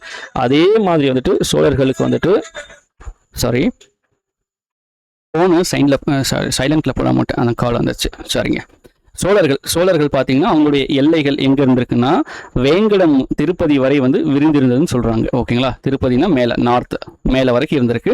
அது அவங்களுடைய மையப்பகுதி எதை சொல்கிறாங்கன்னா, காவிரி கழிமுக பகுதி, அதை தான் வந்து மையப்பகுதின்னு சொல்கிறாங்க. இது பின்னால் எப்படி அழைக்கப்படுதுன்னா சோழ மண்டலம் என அழைக்கப்பட்டது. அடுத்தது கரிகால் வளவன். இப்போ சோழ அரசர்களில் கரிகால வளவனை பற்றி கொடுத்துருக்காங்க. இவர் தான் வந்து கரிகாலனும் இன்னும் அழைக்கப்படுகிறார். ஓகேங்களா. அவருடைய கரிகால் வளவன் இல்லைனா வந்துட்டு இது கரிகாலன். இவருடைய ஒரிஜினல் பேர் தான் வந்துட்டு திருமாவளவன், இயற்பெயர் திருமாவளவன் சொல்லுவாங்க. அது எப்படி வந்து சிறப்பாக சொல்கிறாங்கன்னா கரிகால் வளவன், பின்னால் கரிகாலன். ஓகேங்களா. இந்த திருமாவளவன் இந்த பேர் தான் இப்போ யார் வச்சிருக்காருன்னா, இவர் நம்ம விடுதலை சிறுத்தைகளோட தலைவர் வச்சிருக்காரு திருமாவளவன். இது யாருன்னா கரிகாலனுடைய இயற்பெயர். ஏன்னா இது வந்து நம்ம ப்ரீவியஸ் இயரில் கேட்டிருக்காங்க. இது வந்து ஒரு PYQ ஆக்சுவலாக. கரிகாலனுடைய இயற்பெயர் வந்து திருமாவளவனுங்கிறது ஒரு PYQ. ஓகேங்களா, ரைட். இவர் சோழ அரசர்களில் ஒரு மிகவும் புகழ்பெற்ற அரசர், ரொம்ப முக்கியமான அரசரும் கூட. இவர் வந்து என்ன பண்ணியிருப்பாருன்னு பார்த்தீங்கன்னா, இந்த வெண்ணி போர்னு ஒன்று சொல்லுவாங்க. வெண்ணி போர், பேட்டில் ஆஃப் வெண்ணி. ஓகேங்களா. வெண்ணிங்கிறது எங்கே இருக்கும்னா தஞ்சாவூர் அருகே உள்ள வெண்ணி என்னும் சிற்றூர். அது ஒரு சின்ன ஊர். அப்போல்லாம் வந்து எந்த இடத்துல வந்துட்டு படைனா அந்த இது போர் நடக்குதோ அந்த இடத்த பேஸ் பண்ணி தான் அந்த போரை வந்து அடையாளப்படுத்துவாங்க. ஸோ அது மாதிரி வெண்ணி போர் அப்படிங்கிற போரில் இந்த ஒரு ஆள் யாருன்னா கரிகாலன். அவர் வந்துட்டு ஒரு ஆள் எத்தனை பேர் வந்துட்டு அகெயின்ஸ்டாக வந்துட்டு இது வந்து சண்டை போட்டிருக்காருன்னா, சேரர், கீழே கொடுத்துருக்கேன் பாருங்க, சேரர், அடுத்தது பாண்டியர், அது போக இவங்க 2 பேரையும் வந்து ஆதரிச்ச 11 வேலியர்கள். வேலியர்கள்னா என்ன சொல்லலாம், குறுநில மன்னர்கள் அப்படின்னு சொல்லலாம், வேலியர்கள். சரிங்களா. இவங்க எல்லாரையும் ஒட்டுமொத்தமாக இவர் ஒருத்தர் வந்துட்டு என்ன பண்ணியிருக்காரு, கரிகாலன் என்ன பண்ணியிருக்காருன்னா போர் செஞ்சிருக்காரு. செஞ்சு அதில் வந்துட்டு அந்த கூட்டுப்படை, ஏன்னா இப்போ எப்படி நம்ம கூட்டணி கட்சின்னு சொல்கிறீங்களா, ஒரு கட்சியை 4-5 பேர் சேர்ந்து வந்து இது பண்ணுறாங்க, இல்லை தேர்தலை கண்டெஸ்ட் பண்ணுறாங்க. அந்த மாதிரி ஒருத்தருக்கு அகேன்ஸ்டாக இத்தனை பேர் சேர்ந்து ஒரு கூட்டுப்படையாக வந்திருக்காங்க. அவங்களையும் என்ன பண்ணியிருக்காரு, இவர் ஜெயிச்சிருக்காரு. அதனால இது போர் வந்து கொஞ்சம் சிறப்பான போர் வெண்ணிப்போர். வெண்ணிப்போர்னா யார் ஞாபகம் வரணும்? கரிகாலன் அவர்கள் ஞாபகம் வரணும். சரிங்களா? அதே போல காடுகளை விளை நிலங்களாக மாற்றியதுடன் வேளாண்மைக்காக காவிரி ஆற்றின் குறுக்கே ஒரு கல்லணை வந்து கட்டுகிறார். இதுதான் வந்து கிராண்ட் கட் அப்படின்னு சொல்லுவாங்க. Sorry, grand cut. ஓகேங்களா? கிராண்ட் கட்னா இந்த கல்லணைங்கிறது கிராண்ட் கட்னு இங்கிலீஷில் சொல்லுவாங்க. அது வந்து ஒரு இப்போ வரைக்கும் வந்துட்டு அசைக்க முடியாமல் இருக்கு. அது வந்து சான்ஸே இல்லை. அந்த மாதிரி வந்து ஒரு ஆர்கிடெக்டர் சூப்பராக வந்து பண்ணியிருப்பாங்க இல்லைங்களா? ஸோ அதை யார் செஞ்சார்னா கரிகாலன் அவர்கள் தான் செஞ்சிருப்பாரு. ஓகேங்களா? ஸோ கரிகாலனுக்கு பார்த்தீங்கன்னா முக்கியமான பாயிண்ட் இது ஒன்று தான். வெண்ணிப்போர் ரொம்ப ரொம்ப முக்கியம். ஏன்னா கல்லணை கூட நமக்கு டக்குன்னு ஞாபகம் வந்துடும். வெண்ணிப்போர் நல்லா கிளியராக ஞாபகம் வச்சுக்கோங்க. அடுத்தது புகார். காவேரி பூம்பட்டினம் அல்லது காவிரி பூம்பட்டினம் எப்படின்னாலும் சொல்லலாம். இந்த புகார் நகரம்லாம் பார்த்தீங்கன்னா இந்த பண்டைய தமிழ் நகரங்கள்லேயே பார்த்துட்டோம். 6th ஸ்டாண்டர்ட்லேயே அது கிளியராக பார்த்தோம் இல்லைங்களா? ஸோ அது என்னன்னு பார்த்தீங்கன்னா சோழர்களுடைய துறைமுகமாக இருந்திருக்கு. இந்திய பெருங்கடலில் வந்து பார்த்தீங்கன்னா இந்திய பெருங்கடலின் பல்வேறு பகுதிகளிலிருந்து வணிகர்களை ஈர்த்திருக்கிறது. இது ஒரு துறைமுகம் அப்படிங்கும்போது கண்டிப்பாக அங்கே வர்த்தகம் நல்லா இருந்திருக்கும். அப்படி பார்க்கும்போது வணிகர்கள் வந்து கண்டிப்பாக வந்து போயிட்டு இருந்திருப்பாங்க. ஓகேங்களா? ஸோ காவிரி பூம்பட்டினம். அதே போல் பட்டினப்பாலை. இது வந்துட்டு இதுவுமே வந்துட்டு ஒரு 17 மேற்கணக்கு நூல்கள் தான். 17 மேற்கணக்கை சேர்ந்த இந்நூல் வந்து என்ன சொல்லுது? கரிகாலனுடைய ஆட்சியின் போது புகார் நகரில் நடைபெற்ற நடவடிக்கைகளை பற்றி விளக்குகிறது. இப்போ இவர் கரிகாலனோட ஆட்சியில புகார் நகரத்துல அங்க நடந்த வணிக நடவடிக்கைகளை பத்தின இன்ஃபர்மேஷன் எந்த புக்ல இருக்குன்னா பட்டினப்பாலை. அதுவே சேரர்களை பத்தின இன்ஃபர்மேஷன் எந்த புக்ல இருக்கும், எந்த நூல்ல இருக்கும் அப்படின்னு பார்த்தீங்கன்னா அது பதிற்று 10. ரெண்டுமே பாப்பான்னு ஆரம்பிக்கும், கன்ஃபியூஸ் ஆகக்கூடாது. பதிற்று 10 சேரர்கள், பட்டினப்பாலை சோழர்கள். ரைட்டுங்களா? அடுத்து பாருங்க, கல்லணை பத்தி சொல்லியிருப்பாங்க. கல்லணைங்கிறது ஏன் அதுக்கு பேர் கல்லணை அப்படின்னா கற்களால் கட்டப்பட்ட தடுப்பு அணை, அதனால் அது வந்து கல்லணை. ஓகேங்களா? காவிரி கழிமுக பகுதி வழியாக நீரை திருப்பிவிட கட்டப்பட்டது. கட்டப்பட்ட காலத்துல அப்போ அவர் கட்டணும் போது பாருங்க 69,000 ஏக்கர் நிலத்திற்கு நீர்ப்பாசன வசதி வந்து இது வந்து கொடுத்துருக்கு. இந்த கல்லணை வந்து கொடுத்துருக்கு. 69,000 ஏக்கர் அப்படின்னா பாருங்க எவ்வளவு பெரிய நிலப்பரப்புக்கு இது வந்துட்டு ஒரு அந்த விவசாயத்துக்கு வந்து பயன்பட்டுருக்குன்னு பாருங்க. ரைட். ஸோ இது கல்லணையுடைய ஒரு முக்கியமான விஷயங்கள். அதே போல முக்கியமான சோழ அரசர்கள் எப்படி சேர அரசர்கள் பார்த்தோமோ அதே மாதிரி முக்கியமான சோழ அரசர்களும் கொடுத்திருப்பாங்க. இளஞ்சேட் சென்னி, கரிகால் வளவன் அல்லது கரிகாலன், கோச்செங்கனான், கிள்ளி வளவன், பெருநர் கிள்ளி, இவங்க எல்லாமே பாருங்க சோழ அரசர்கள ரொம்ப முக்கியமான அரசர்கள். அதுல வந்துட்டு சேரன் செங்குட்டுவன், அதுக்கப்புறம் வந்துட்டு சேரல் இரும்பரை பத்தி சொல்லியிருப்பாங்க. அதை தாண்டி ஒரு 4 பேரை கொடுத்திருப்பாங்க. இங்க சோழ அரசர்களை பார்த்தீங்கன்னா ஒரே அரசர் தான். யாருன்னா கரிகால் வளவனை பத்தி மட்டும்தான் சொல்லியிருப்பாங்க. ஓகேங்களா? அவர் பத்தின இன்ஃபர்மேஷன், அவர் செஞ்ச முக்கியமான விஷயங்கள் சொல்லியிருப்பாங்க. அதை மட்டும் நம்ம படிச்சுட்டா போதும். ஸோ சோழ அரசர்கள் இதோட நமக்கு முடியுது. அடுத்து பாருங்க பாண்டியர்கள். சேர, சோழ, பாண்டியர்கள். மூணாவது வந்து பாண்டியர்கள் பார்க்குறோம். இவங்க பாண்டியர்கள் ஆட்சி செய்த பகுதி அப்படின்னு பார்த்தீங்கன்னா தென் தமிழகம். நம்ம தென் தமிழகம் கீழே போக போக அதெல்லாம் வந்து பாண்டியர்களுடையது. தமிழ் புலவர்களையும் அறிஞர்களையும் ஆதரித்தனர். இந்த மதுரை, திருநெல்வேலி அந்த சைடு எல்லாமே, தூத்துக்குடி, ராமநாதபுரம், இந்த இது எல்லாமே தென் தமிழகம் தான். கன்னியாகுமரி வரைக்குமே. கன்னியாகுமரி இப்போ கேரளாவோட கொஞ்சம் பார்டர்ல இருக்குங்களா, அதனால அது வந்துட்டு நமக்கு வந்துட்டு இங்கே இல்லாமல் அங்கே அந்த மாதிரி வந்து இருந்திருக்கும். ரைட். ஸோ பாண்டியர்கள் ஆட்சி செஞ்சது மெயினாக தென் தமிழகம், அது முக்கியமாக மதுரை. அதனால ஞாபகம் வச்சுக்கோங்க. இவர் பாருங்க இங்கே ஒரு அரசரை பத்தி சொல்றாங்க. நெடுஞ்செழியன் எப்படி குறிக்கிறாங்க? தலையாலங்கானத்து செருவென்ற, செருனா போர். இந்த இடத்துல வந்து செருனா போரை வந்து குறிக்கும். தலையாலங்கானத்து போர் வென்ற நெடுஞ்செழியன். அங்க எப்படி வந்துட்டு வெண்ணி போர் பார்த்தோமோ அதே மாதிரிதான் இது தலையாலங்கானத்து போர். இந்த இது பாத்தீங்கன்னா ஜெயிச்சவர் யாருன்னா நெடுஞ்செழியன். இவர் ஒரு புகழ்பெற்ற பாண்டிய அரசன் மற்றும் போர் வீரன், நல்ல திறமையான வீரன். ஓகேங்களா? போர் வீரன், அதுவுமே சாதாரண வீரன் இல்ல, போர் வீரன். இவர் இந்த தலையாலங்கானத்து போர் வந்து எப்படி வந்து நடக்குதுன்னா இவருக்கு அகைன்ஸ்டா, நெடுஞ்செழியனுக்கு அகைன்ஸ்டா யாரெல்லாம் வராங்க பாருங்க. சேரர்கள் வராங்க, சோழர்கள் பிளஸ் 5 வேளிர்களுடைய கூட்டுப்படை. சேரர்கள், சோழர்கள் மற்றும் 5 வேளிர்கள், இவங்க எல்லாத்தையும் சேர்ந்த கூட்டுப்படையை வந்து தலையாலங்கானம் எனும் இடத்தில் தோற்கடித்தவர் யாருன்னு கேட்டாங்கன்னா நெடுஞ்செழியன் அவர்கள். சரிங்களா? இவரை கொற்கையின் தலைவர் எனவும் போற்றப்பட்டார். இவர் வந்து எப்படி வந்து போற்றப்படுகிறார்? கொற்கையின் தலைவன் எனவும் போற்றப்படுகிறார். சரிங்களா? இப்போ 2 விஷயம். தலையாலங்கானத்து போர் வென்றவர் யாருன்னா நெடுஞ்செழியன் அவர்கள். நெடுஞ்செழியன் வேறு எவ்வாறு போற்றப்படுகிறார்னு கேட்டீங்கன்னா கொற்கையின் தலைவன் என போற்றப்படுகிறார். ஓகேங்களா? இந்த தலையாலங்கானத்து போர் யாருக்கும் நடந்திருக்குன்னு பாத்தீங்கன்னா நெடுஞ்செழியன் வெர்சஸ் சேரர், சோழர் மற்றும் 5 வேளிர்களுடைய கூட்டுப்படை. அதை எதிர்த்து தான் ஒரு போர் செஞ்சு ஜெயிச்சும் இருப்பாரு. ஓகேங்களா? சோ இவங்களுடைய சிறப்பு, பாண்டிய நாட்டோட சிறப்பு என்னன்னு பார்த்தோம்னா பாண்டிய நாடு முத்து குழிப்புக்கு பெயர் பெற்றது. நமக்கு தெரியும் இல்லைங்களா? பாண்டிய நாடுனா என்னங்க? முத்து குழிப்புக்கு பெயர் பெற்றது. அதே போல பாண்டியர்களுடைய நாணயங்கள் பார்த்தீங்கன்னா ஒரு புறத்துல காயின் 2 சைடு இருக்குமா? 2 சைடு இருக்கா? ஒரு பக்கத்துல யானை, மறுபக்கத்துல மீன் உருவம் வந்து பொறிக்கப்பட்டிருந்தன. சரிங்களா? ஒரு பக்கத்துல யானையும் மறுபக்கத்துல வந்து மீன் உருவம் வந்து பொறிக்கப்பட்டிருந்தது. யாருடைய காலத்துல? பாண்டியர்களுடைய காலத்துல. அதே போல பாருங்க இன்னொரு அரசரை பத்தி சொல்றாங்க, முதுகுடுமி பெருவழுதி. இந்த முதுகுடுமி பெருவழுதி என்ன பண்றாருன்னா, வேத வேள்விகளை நடத்தியதை கொண்டாடும் விதமாக நாணயங்களை வெளியிட்டார். இவர் என்ன பண்றாரு, வேத வேள்விகள் நடத்தியதை வந்து செலிப்ரேட் பண்றதுக்காக என்ன பண்றாங்க, நாணயங்களை வந்துட்டு வெளியிடுறாரு. ஸோ அந்த மாதிரி வந்துட்டு நாணயங்களை ஒரு வேள்வி செஞ்சதுக்காக நாணயங்கள் வெளியிட்ட அரசர்னு கேட்டாங்கன்னா அவர் வந்து முதுகுடுமி பெருவழுதி. சரிங்களா? அடுத்தது பாருங்க, இதுல பாண்டியர்கள் ஒரு முக்கியமான அரசர்கள் ஒரு 4 பேரை கொடுத்திருக்காங்க. நெடியோன், நன்மாறன், முதுகுடுமி, பெருவழுதி, நெடுஞ்செழியன். இந்த 2 பேரையும் பத்தி மேல கொடுத்திருந்தாங்க, அதையும் பார்த்துட்டோம். நெடியோன், நன்மாறன் தெரிஞ்சு வச்சுக்கோங்க. ஸோ பாண்டியர்கள் வந்தாங்கன்னா இதுதான் அவங்களோட ஆட்சி எங்க ஆண்ட பகுதி எது, தலையாலங்கானத்தில் செருவென்ற நெடுஞ்செழியன் பத்தி பாக்குறீங்க. அப்புறம் அவருக்கு இன்னொரு பேர் இருக்கு, என்னன்னா கொற்கையின் தலைவன். அதாவது இன்னொரு பேருனா இது வந்துட்டு சிறப்பு பெயர் அந்த மாதிரி.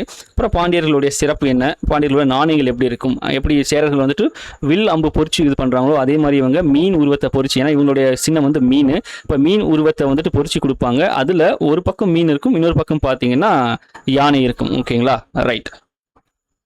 அடுத்து முக்கியமான அரசர்கள், பாண்டிய அரசர்கள் 4 பேர். ஓகேங்களா? அப்போ சேர சோழ பாண்டியர் முடிஞ்சதுங்களா? இப்போ இந்த மூவேந்தர்களுடைய ஒரு ஒப்பீடு மாதிரி கொடுத்துருப்பாங்க, அதை நம்ம டேபிளாக இங்கே பார்க்கலாம். பாருங்க, வேந்தர்கள் ஃபர்ஸ்ட் சேரர்கள் பாருங்க, அவங்களுடைய மாலை என்னன்னு பார்த்தீங்கன்னா பனம்பூ மாலை. துறைமுகம் வந்து முசிறி அல்லது தொண்டி. தலைநகரம், துறைமுக நகரம் வேற, தலைநகரம் வேற, ரெண்டும் வந்து பிரித்து பார்த்துங்க. சரிங்களா? வஞ்சி, கரூர். யாருடைய தலைநகரம்? சேரர்களுடைய தலைநகரம். அவங்களுடைய சின்னம் பார்த்தீங்கன்னா வில் அம்பு. பட்டங்கள், இது ரொம்ப முக்கியம், ஏன்னா இதுவுமே ப்ரீவியஸ் இயர்ல வந்து கேட்டிருந்தாங்க. அவங்களுடைய பட்டங்கள் ஆதவன், குட்டுவன், வானவன், இரும்பொறை. இதெல்லாம் யாருடைய பட்டங்கள் பார்த்தீங்கன்னா சேரர்களுடைய பட்டங்கள். ஓகேங்களா? ரைட். அடுத்தது வந்து சோழர்கள் பாருங்க, அத்திப்பூ மாலை தான் இவங்களுடைய மாலையா இருந்திருக்கு. இவங்களுடைய துறைமுக நகரம் பார்த்தீங்கன்னா புகார். அதான் மேலேயே பார்த்தோம், புகார் வந்துட்டு ஒரு சிறந்து விளங்கிய துறைமுக நகரம். யாருடையது? சோழர்களுடையது. இவங்களுடைய தலைநகரம் பார்த்தீங்கன்னா உறையூர் அல்லது புகார் வந்து சொல்றாங்க. இவங்களோட சின்னம் என்னன்னு பார்த்தீங்கன்னா புலி. புலி வந்துட்டு எப்படி ஞாபகம் வச்சுக்கலாம்னா, இவர் 1001 படம் பார்த்துருப்பீங்க எல்லாருமே. இவர் யாரோடது? செல்வராகவன் 1001. அதில் வந்துட்டு சோழ அரசர் தானே இவர் பார்த்திபன். அப்போ தூதுவனா அவர் வந்து அவரோட முதுகில் வந்து புலி வந்துட்டு பொறிக்கப்பட்டிருக்கும். அந்த ஒரு அது என்ன பொறிப்புனா இது மாதிரி ஒரு டேட்டூ மாதிரி கார்த்தி பின்னாடி இருக்கும் இல்லைங்களா? ஸோ புலி வந்து இவருடைய சின்னம், நல்லா ஞாபகம் வச்சுக்கலாம். ஸோ இந்த படத்தை வச்சு நீங்கள் லிங்க் பண்ணிக்கலாம்.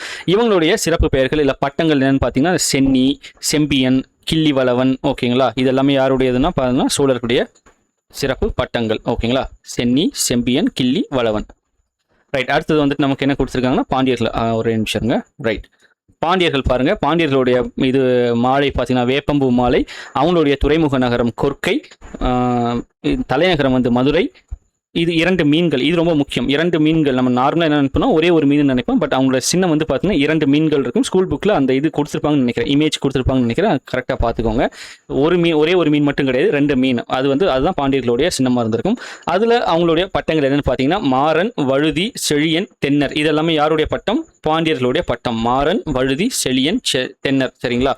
இதில் நான் வந்துட்டு நமக்கு யூடியூப்ல நம்ம இப்போ ரெஃபர் பண்ணுவோம் இல்லைங்களா, ஏதாவது வந்துட்டு ஒரு டாபிக் பார்க்கும்போது அப்படி ஒரு முறை வந்துட்டு யாருடைய சேனலை பார்த்தோன்னு எனக்கு ஞாபகம் இல்லை. பட் இது வந்துட்டு யூஸ்ஃபுல்லாக இருந்தது. என்னன்னா சேர சோழ பாண்டியருடைய அந்த மாலையை எப்படி வந்து நம்ம வந்து ஈஸியாக ஞாபகம் வச்சுக்கணும், ஷார்ட்கட் மாதிரி வந்து சொல்லியிருந்தாங்க. எனக்கு அந்த இது வந்து ஞாபகம் இல்லை. பட் அவங்க சொன்னதா இது நான் வந்து அவங்க மூலமாக தெரிஞ்சுக்கிட்டேன். அதை உங்களுக்கு சொல்கிறேன். எப்படின்னா பணம் அதிகம் வேணும். இப்போ நம்ம எல்லாருமே எதுக்குங்க வந்துட்டு படிக்கிறோம், வேலைக்கு போகிறோம், எதுக்கு பண்ணுறோம்? பணம் சம்பாதிக்கிறதுக்கு தானே. ஸோ அப்படி ஞாபகம் வச்சுக்கோங்க. பணம் அதிகம் வேணும். நம்ம ஆர்டர் எப்படி வரும்? சேர சோழ பாண்டியர் அப்படிதான் நம்மளுடைய ஆர்டர் வரும். அரசர்களோட ஆர்டர் வந்து இப்படி தானே வரும். அப்போது பணம் அதிகம் வேணும்னா பணம்ங்கிறது பனம்பூ, அதிகம்ங்கிறது அத்திப்பூ, வேணுங்கிறது வேப்பம்பூ. ஸோ இப்படி வந்து நம்ம ஞாபகம் வச்சுக்கலாம். பணம் அதிகம் வேணும் அப்படிங்கிறது சிம்பிளா பணம் அதிகம் வேணும், பனம்பூ, அத்திப்பூ, வேப்பம்பூ. ரைட்டுங்களா? ஸோ இதுதான் இதுக்கான ஷார்ட்கட் மாதிரி. இது கொஞ்சம் எனக்கு ஈஸியாக இருந்துச்சு. நான் இப்படி தான் இப்போ வரைக்கும் அதை வந்து ஞாபகம் வச்சுக்கிறேன். பணம் அதிகம் வேணும்னா டக்குன்னு ஸ்ட்ரைக் ஆகிடும். ஸோ உங்களுக்கு இது யூஸ்ஃபுல்லாக இருக்கும்னு நினைக்கிறேன். இல்லை நீங்கள் வந்து அதை மனப்பாடம் பண்ணுறீங்க, இல்லை வேறு மாதிரி வந்துட்டு இது வைக்கிறனாலும் பிரச்சனை இல்லை. அதை வந்து நீங்கள் இது பண்ணிக்கலாம். ஓகேங்களா? நான் இதை ஃபாலோ பண்ணுறேன், அவ்வளோதான். அதுதான் உங்களுக்கு சொல்கிறேன். ரைட். அடுத்து பாருங்க குறுநில மன்னர்கள். ஸோ இப்போ மேலே பார்த்தோம் இல்லைங்களா, ஒரு நிமிஷம் அதை காட்டுறேன். அந்த இதில் பார்த்தோம், ஒரு டேபிள் பார்த்தோம் இல்லைங்களா. ஆட்சி வம்சங்கள் யாரெல்லாம் இருந்தாங்க, என்னென்ன டைனஸ்டிஸ் இருந்துன்னு நம்ம சொன்னோம். சேரர்கள், சோழர்கள், பாண்டியர்கள். அவங்கள பற்றின ஒரு இன்ஃபர்மேஷன் பார்த்துட்டோம். அது போக பார்த்தீங்க அப்படின்னா குறுநில மன்னர்களும் இருந்திருப்பாங்க. இவங்க காலத்திலே பார்த்தீங்கன்னா குறுநில மன்னர்கள் அங்கங்கே இருந்திருப்பாங்க. அவங்கள பற்றி தான் இப்போ பார்க்க போகிறோம். சரிங்களா? ஸோ எங்கே இருக்குங்க? ரைட் பாருங்க, மூவேந்தர்கள் தவிர பல சுதந்திரமான நெஞ்சுரம் மிக்க குறுநில மன்னர்கள் இருந்தனர். அதாவது தைரியம் மிக்க தான் நெஞ்சுரம் மிக்க. சரிங்களா? அதுல பாத்தீங்கன்னா ஆய் அப்படின்றவர் பாத்தீங்கன்னா பழந்தமிழ் குறுநில மன்னர்கள் ஒருவர். எக்ஸாம்பிளா பாருங்க, ஆய் எந்திரன், ஆய் திதியன், இதெல்லாம் வந்து சொல்றாங்க. அதே மாதிரி வேலிர்களும் இருக்காங்க. வேலிர்கள் பாத்தீங்கன்னா வேலிர்கள் வந்துட்டு என்ன சொல்லுவாங்கன்னா ஒரு கிராமத்தை வந்துட்டு ஆட்சி செய்கிற மாதிரி சொல்லுவாங்க. ஸோ அந்த பாயிண்ட் மிஸ் பண்ணிட்டு நினைக்கிறேன். கிராமத்தை ஆட்சி செய்யக்கூடிய ஒரு தலைவர்களை யாரை சொல்லுவாங்க? வேலிர் குல தலைவர்கள் அப்படின்னு சொல்லுவாங்க. அது போக வந்துட்டு நமக்கு பாருங்க கடையெழு வள்ளல்கள் வந்து இருந்திருக்காங்க. இந்த கடையெழு வள்ளல்கள் பாருங்க, பாரி, ஓரி, காரி, பேகன், ஆய், அதியமான், நல்லி, இவங்க எல்லாமே பார்த்தீங்கன்னா ஏழு வள்ளல்கள். ஏன் இவங்களை வந்து வள்ளல்கள்னு சொல்றாங்கன்னா, தமிழ் புலவர்களை தாராளமாக ஆதரித்ததுக்காக புகழ் பெற்றனர். அது போக வந்துட்டு பார்த்தீங்கன்னா இது வந்துட்டு என்ன சொல்றதுங்க, நமக்கு மற்ற உயிரினங்கள் மேலேயும் நம்ம வந்து கருணை காட்டணுங்கிறதுக்காக சில விஷயங்கள் செஞ்சுருப்பாங்க. இப்போ வந்துட்டு முல்லைக்கு தேர் கொடுத்தான் பாரி, கேள்விப்பட்டிருப்பீங்க, படிச்சிருப்பீங்க. ஒரு முல்லை கொடி மலர்வதற்காக தன்னுடைய தேரையே வந்து விட்டுட்டு போயிருப்பாரு. அவர் தான் வந்து பாரி, இல்லைங்களா? மயிலுக்கு போர்வை போத்தியவர் யாருங்க? அவர் தான் வந்து பேகன். மயில் குளூரில் நடந்து வந்து போர்வை போத்தி விட்டுருப்பார். அவர் வந்து பேகன், இல்லைங்களா? அதே மாதிரி அதியமான் பார்த்தீங்க அப்படின்னா அவ்வைக்கு வந்து நெல்லிக்கனி கொடுத்தியவர் வந்து இவர் தான். அவ்வைக்கு வந்துட்டு அந்த சாகாவரம் உள்ள நெல்லிக்கனின்னு சொல்லுவாங்க. அந்த கனியை கொடுத்தவர் யாருன்னா அதியமான். எனக்கு ஒரு அதியமானுடைய அந்த அவை நெல்லிக்கனி நான் டக்குன்னு வந்து தமிழ் படம் 2 தான் ஞாபகம். அதில் வந்துட்டு இவருக்கு சிவாக்கு வந்துட்டு என்ன கொடுப்பாங்கன்னா பலாப்பழம் கொடுப்பாங்க. அந்த மாதிரி ட்ரோல் பண்ணியிருப்பாங்க. ஸோ அந்த ஹிஸ்டாரிக்கல் ஒரு இது வரும், ஒரு சின்ன ஒரு ஃப்ளாஷ்பேக் மாதிரி வரும். அதில் வந்துட்டு அவை நெல்லிக்கனி மாதிரி அங்கே வந்து பலாப்பழத்தை கொடுத்துருப்பாங்க. ஓகேங்களா? ஸோ ஜஸ்ட் ஃபார் ஃபன், நல்லாயிருக்கும். ஸோ அது மாதிரி ஒருத்தருமே பார்த்தீங்க அப்படின்னா ஒரு சிறப்பு வாய்ந்த அரசு அந்த ஒரு குறுநில மன்னர்களாக இருந்திருக்காங்க. முக்கியமாக அவங்களோட கொடை வள்ளல் தன்மை வந்துட்டு புலவர்களால் ரொம்ப பெரிதும் வந்தது மதிக்கப்பட்டிருக்கு. அதனாலே இவங்க புலவர்களை நல்லா ஆதரிக்கவும் செஞ்சுருக்காங்க. ஸோ இவங்களுடைய புகழ் வந்து பரவி இருக்கு. ரைட்டுங்களா? ஸோ இந்த ஆர்டர் நல்லா பார்த்துக்கோங்க. இந்த 7 பேர் நல்லா ஞாபகம் வச்சுக்கணும். இது 12th ஸ்டாண்டர்டில் தமிழில் வந்து கொடுத்துருப்பாங்க. இவங்களுடைய எல்லை பரப்புகள் எங்கெங்கெல்லாம் இருந்தது, இந்த 7 பேர் என்ன மாதிரியான வள்ளல் தன்மை வந்து செஞ்சாங்க, எந்த வள்ளல் தன்மையினால் இவங்களுக்கு வந்து புகழ் பெற்றது அப்படிங்கிற மாதிரி ஒரு இது கொடுத்துருப்பாங்க. அதில் ஒருத்தருக்கும் ஒன்று இருக்கும். பாரி, ஓரி, காரி, பேகன், ஆய், அதியமான், நல்லி, இவங்க எல்லாருக்குமே கொடுத்துருப்பாங்க. அதையுமே நம்ம வந்துட்டு படிச்சு தான் ஆகணும். ஏன்னா யூனிட் 6ல் அது நமக்கு வந்து கவர் ஆகும். ரைட்டுங்களா? அடுத்தது பாருங்க, இது கிழார். ஓகே, நான் இதுதான் வந்து மாற்றி சொல்லிட்டேன். வேலிருங்கிறவங்க இங்கே இருக்காங்க. இவங்க எல்லாருமே வேலிர் குல தலைவர்கள். இந்த 7 வள்ளல்கள்னு சொல்கிறோம் இல்லைங்களா, இவங்க எல்லாருமே பாருங்க வேலிர் குல தலைவர்கள். கிராமம் கிடையாது, அது இங்கே கீழே இருக்க. கிழார் தான் வந்து கிராம தலைவர். ஸோ அதை நான் மாற்றி சொல்லிட்டேன், சாரி. வேலிருங்கிறவங்க இவங்க எல்லாமே வேலிர் குலத்தை சேர்ந்தவர்கள். அதில் பாருங்க கிழார்னு ஒரு கேட்டகரி இருக்குது. அவங்க யார்? கிராம தலைவர். ஒரு கிராமத்தை வந்துட்டு கண்ட்ரோல் பண்ணியிருப்பாங்க. ஸோ அவங்க ஒரு கண்ட்ரோல்னா ஒரு ஆட்சி செஞ்சுட்டு இருப்பாங்க. ரைட்டுங்களா? ஸோ வில்லேஜ் ஹெட்மேன் அப்படி இதில் பாருங்க கொஞ்சம் ஈஸியாக புரியும். கிராம தலைவர் அவங்கள என்ன சொல்கிறாங்க? கிழார்னு வந்து சொல்கிறாங்க. ரைட். இப்போ இவங்க எல்லாம் ஆட்சி செஞ்சாங்க. ரைட்டு. அவங்களுடைய ஆட்சி அமைப்பு எப்படி இருந்தது, என்ன மாதிரியான அட்மினிஸ்ட்ரேஷன்லாம் அவங்க ஃபாலோ பண்ணாங்க, அட்மினிஸ்ட்ரேஷன் ஒர்க் இல்லை அட்மினிஸ்ட்ரேஷன் ஸ்ட்ராட்டஜி அப்படின்னாலும் சொல்லலாம். முக்கியமாக கவர்னன்ஸ், அந்த கவர்னன்ஸ் எப்படி நடந்தது. இப்போ எப்படி நம்ம எல்லாரும் வந்து கேள்வி கேட்குறாங்க, டிவிக்கு ஆட்சி எப்படி நடக்குது, 60 நாளில் இப்படி ஆயிடுச்சு அப்படி ஆயிடுச்சுன்னு அந்த ஆட்சி முறையை வந்து கேள்வி பண்ணுறாங்க இல்லைங்களா? அந்த மாதிரி சங்ககால ஆட்சி முறை எப்படி இருந்தது அப்படிங்கிறது தான் சொல்கிறாங்க. ஒன் பை ஒன்னாக பார்க்கலாம். ஃபர்ஸ்ட் பாருங்க, அரசு உரிமை. ஒரு அரசோட உரிமை பார்த்தீங்கன்னா எப்படி இருக்கு? பரம்பரையாக இருக்கிறது. பரம்பரையாக அந்த குடும்பத்தை சார்ந்தவங்க மட்டும்தான் அந்த அரசராக வர முடியும். அதுதான் அரசு உரிமை, அந்த அரசிற்கான உரிமை. அந்த ராஜ்யம் அவங்களுக்கு மட்டும்தான். அவங்கள தாண்டி வெளியில இருந்து யாரும் வர முடியாது. ஒருவேளை போர்ல தோற்றால் மட்டுமே அந்த இடத்த வேற ஒருத்தவங்க வந்துட்டு கைப்பற்ற முடியுமே தவிர மற்றபடி வந்து சாதாரணமாக வேற யாருமே வந்து அந்த நாட்டை வந்துட்டு ஆள முடியாது. அந்த அரச குடும்பத்தில் பிறந்தவங்க மட்டும்தான் அந்த ஆட்சி செஞ்சுட்டு வருவாங்க. அதுதான் ஹையரார்கி. ஹெரிடிட்டரினா வம்சாவளி, பரம்பரையாக வருது.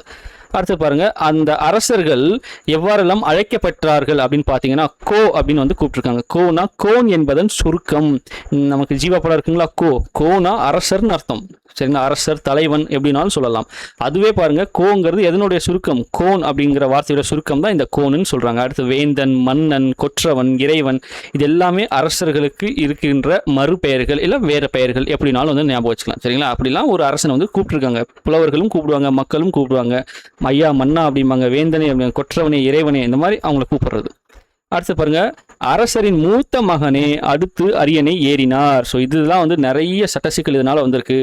அரசரின் மூத்த மகன் யார் வந்து முதல்ல பிறக்கிறானோ அந்த பையன் தான் வந்து என்ன பண்றாங்க, அடுத்த வாரிசு, ஏன்னா அரசியல் வாரிசு. அடுத்து வந்துட்டு அந்த அரியணை ஏறுவார். அந்த இதெல்லாம் வந்து நிறைய வந்துட்டு என்ன ஆகும், அண்ணனை போட்டு தள்ளிட்டு தம்பி வந்துடுது, அந்த மாதிரிலாம் நிறைய விஷயங்கள் நடந்திருக்கு. ஏன்னா அப்போ பவரில் வரணும், அப்போ அதுக்காக ஏதோ ஒன்று பண்ணும் இல்லைங்களா, அந்த மாதிரி வந்திருக்கு.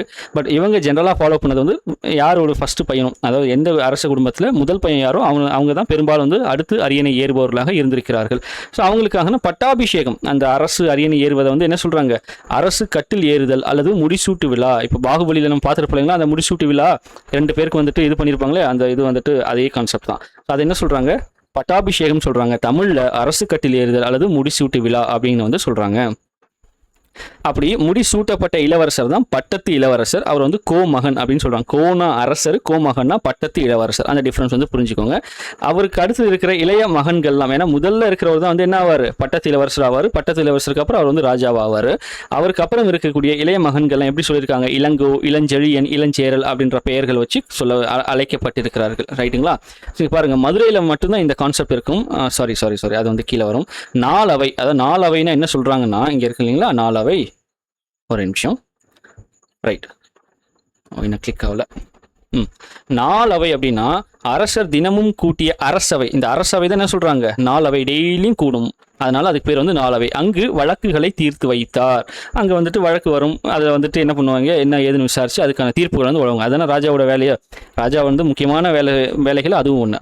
நம்ம அந்த நாட்டை பாதுகாக்கணும், அதே போல் அந்த நாட்டு மக்களுக்கு நல்லபடியாக வந்துட்டு எல்லா விஷயத்தையும் செஞ்சு கொடுக்கணும். அவங்களுக்குள்ள பிரச்சனை வந்துச்சுன்னா அதை வந்து எப்படி என்னங்க தீர்த்து வைக்கணும், அது அவருடைய வேலை. அப்போ அதை வந்து செய்வதற்காக கூட்டப்படக்கூடிய அரசவை தான் நாலவை, டெய்லியும் கூடியிருக்கு. அடுத்து இவங்க வருவாய் பாருங்க, வருவாய் எப்படி இருக்குன்னா, நிலவரி தான் முக்கியமான வருவாய். ஒரு நிலத்துக்கும் ஒரு விதமான வரி போடுறாங்க. அந்த வரியை வந்து கலெக்ட், இப்போ எப்படி நம்மகிட்ட வந்து இது டேக்ஸ் வந்து கலெக்ட் பண்ணுறாங்க விதவிதமாக, இன்கம் டேக்ஸு, சர்வீஸ் டேக்ஸு, இதுக்கப்புறம் பார்த்தீங்கன்னா இது ப்ராப்பர்ட்டி டேக்ஸு, என்டர்டெயின்மெண்ட் டேக்ஸு, அது இதுன்னு கலெக்ட் பண்ணி தானே ஒரு கவர்மெண்ட் வந்து ரன் ஆகுது. அதே கான்செப்ட் தான் எல்லாமே அங்கேருந்து பழங்காலத்துலேருந்து தான் அதை அப்படியே மாடிஃபை பண்ணி இப்போ வரைக்கும் நம்ம வந்து ஃபாலோ பண்ணிட்டு இருக்கோம். நிலவரியை தான் அப்போ முக்கியமான வருவாய் ஆதாரமாக இருந்திருக்கு சங்க காலத்தில். அந்த நிலவரி என்ன சொல்கிறாங்க, இறை அப்படிங்கிறது ஒரு டேர்ம் சொல்கிறாங்க. ரொம்ப ரொம்ப முக்கியமான டேர்ம் இது, இறை அப்படிங்கிறது ஞாபகம் வச்சுக்கோங்க. இறைனா என்னதுங்க, நிலவரி. ஓகேங்களா, நிலவரி தான் வந்து இறை. சரிங்களா? ஓகே, அடுத்து பாருங்கள், சுங்கவரி, கப்பம், தண்டம்னா அபராதம், இது எல்லாமே வந்து வசூலிக்கப்பட்டன. ஸோ எப்படிலாம் வந்து பணம் அவங்க வந்து வசூலிச்சிருக்காங்கன்னா இந்த மாதிரி கான்செப்டை பேஸ் பண்ணி தான் வசூலிச்சிருக்காங்க. ரைட்டுங்களா? அடுத்து வீரக்கல் அப்படின்னு ஒன்று சொல்கிறாங்க. அப்படி அது என்னன்னா, அரசர்களும், நல்லா பாருங்க, அரசர்களும் வீரர்களும் இந்த வீரக்கலலை அணிந்திருந்தனர். அதில் என்ன பண்ணுவாங்க, அதில் அணிபவருடைய பெயரும் சாதனைகளும் பொறிக்கப்பட்டிருந்தன. இப்போ ஐடி கார்டு மாதிரி, இப்போ ஐடி கார்டில் என்ன பண்ணியிருப்பாங்க, நம்ம பேர் இருக்கும், என்ன இப்போ ஸ்கூல்லனா எந்த ஸ்கூல் படிக்கிறோம், எந்த ஸ்டாண்டர்ட் படிக்கிறோம், அது மாதிரி இருக்கும். காலேஜ்னா எந்த காலேஜ், என்ன கிளாஸ், இப்போ வேலைக்கு போயிட்டோம்னா என்ன டிபார்ட்மெண்ட் அப்படிங்கிறத கொடுத்துருப்பாங்க. ஸோ அதுதான் வீரக்கலங்கிறது கிட்டத்தட்ட ஒரு ஐடி கார்டு மாதிரி. ஓகேங்களா?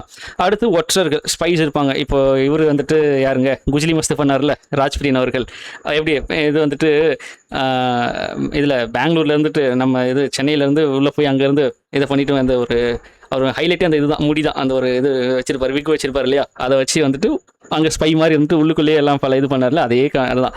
அது மாதிரி ஒற்றர்கள், ஏன்னா நம்ம நாட்டுக்கு வேறு ஏதாவது பிரச்சனை வருதா, வேறு யாராவது வந்து நம்ம மேலே படையெடுத்து வராங்களா, இதெல்லாம் வந்து சீக்கிரட்டாக அவங்க வந்துட்டு கண்காணிக்கணும். அதுக்கு ஒற்றர்களை வந்துட்டு நியமிச்சிருப்பாங்க.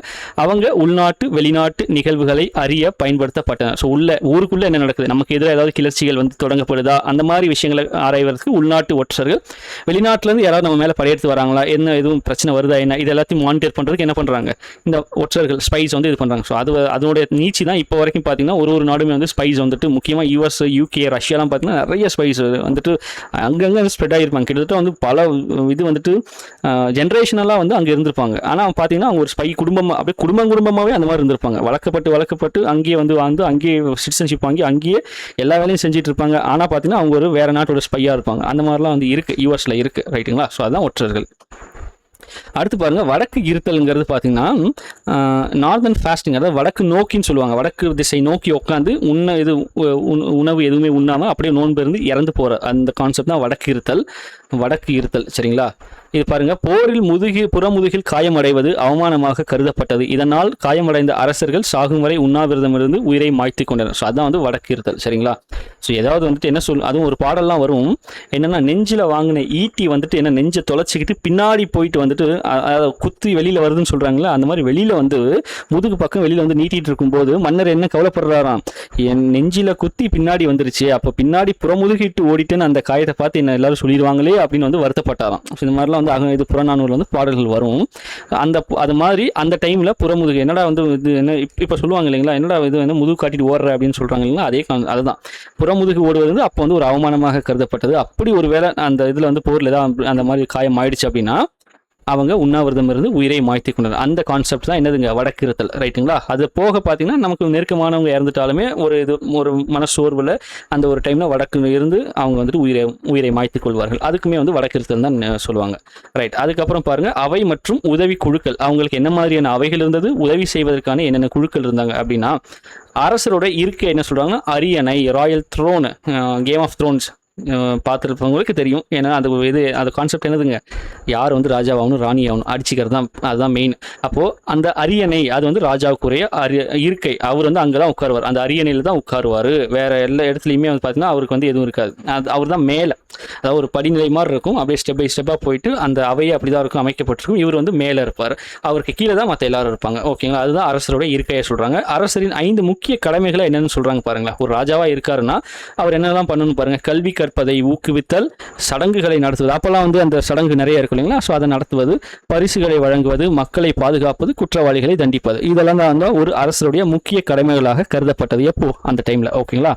ரைட். அதுக்கு போகிற பாருங்க, நிர்வாக உதவிக்குழுக்கள், அட்மினிஸ்ட்ரேஷன். அவங்களுடைய கவர்னன்ஸ் நடக்கிறதுக்கு ஒரு 2 கமிட்டி இருக்குது. ஒன்று பாருங்க, ஐம்பெருங்குழு, எண்பேராயம். ஸோ பேர்லேயே நமக்கு தெரியுது, ஐம்பெருங்குழுனா 5 உறுப்பினர்களை கொண்ட குழு. ஐம்பெருங்குழுனா 5 உறுப்பினர்கள். எண்பேராயம்னா 8. ஓகேங்களா? ஸோ எண்பேராயம் 8, ஐம்பெருங்குழுனா 5 உறுப்பினர்கள். இவங்க எல்லாம் என்ன பண்ணுவாங்க, அரசருக்கு வந்து உதவி செய்வாங்க. ரைட். அடுத்து பாருங்க, படை மற்றும் இராணுவ அமைப்பு. அந்த அமைப்பு எப்படி, ஸ்ட்ரக்சர் எப்படி இருக்குன்னா 4 வகை படைகளாக இருக்கு. இப்போ எப்படி நமக்கு இருக்குங்க, இது வந்துட்டு நேவி, ஏர்ஃபோர்ஸ், அப்புறம் வந்துட்டு ஆர்மி, இவங்கெல்லாம் தரை வழியாக போகிறவங்க. அந்த மாதிரி பார்த்தீங்கன்னா முப்படைகள் இருக்குங்களா? முப்படைகளோட தளபதி யாருங்க, முப்படைகளின் தளபதி. பாலிட்டியில் படிச்சிருப்போம், முப்படைகளின் தளபதி.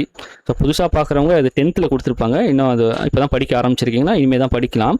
ஆல்ரெடி படித்தவங்க இருந்தீங்கன்னா தெரியும், குடியரசுத் தலைவர் தான் வந்து முப்படைகளின் தலைவர் இல்லைங்களா? இது எல்லாமே எங்கேருந்து நம்ம எடுத்திருக்கோம் பாருங்க, இங்கேருந்து தான். 4 வகை படைகள் இருக்குது. காலாட்படை, குதிரைப்படை, யானைப்படை, தேர்ப்படை. ஸோ இந்த 4 வகை படைக்கும் யார் ஹெட்டுன்னா அந்த நாட்டுடைய ராஜா தான் ஹெட்டு. அதே கான்செப்ட் தான் இங்கே. இப்போ நமக்கு வந்து 3 படைகள் இருக்குது. அந்த 3 படைகளோட தளபதியை யாரை சொல்கிறோம், குடியரசுத் தலைவரை சொல்கிறோம். சரிங்களா? ஸோ நிறைய விஷயங்கள் பார்த்தீங்க அப்படின்னா அங்கேருந்து நம்ம எடுத்து அதை இப்போ மக்களாட்சிக்கு தகுந்த மாதிரி மாடிஃபை பண்ணி அதை நம்ம வந்து ஃபாலோ பண்ணிட்டு இருக்கோமே தவிர, கிட்டத்தட்ட நிறைய விஷயங்கள் சங்க காலத்தில் இல்லை அதுக்கப்புறம் வந்து அரசர்கள் ஃபாலோ பண்ணதான் இப்போ வரைக்கும் ஃபாலோ பண்ணிட்டு இருக்கோம். ஓகேங்களா? அதில் சின்ன சின்ன மாடிஃபிகேஷன்ஸ். அடுத்து பாருங்கள், படைத்தலைவர். படைத்தலைவர்னா தானே தலைவன் அப்படிங்கிற ஒரு கான்செப்ட் இருக்குது. தானே தலைவன், அவர் தான் வந்து படைத்தலைவர்.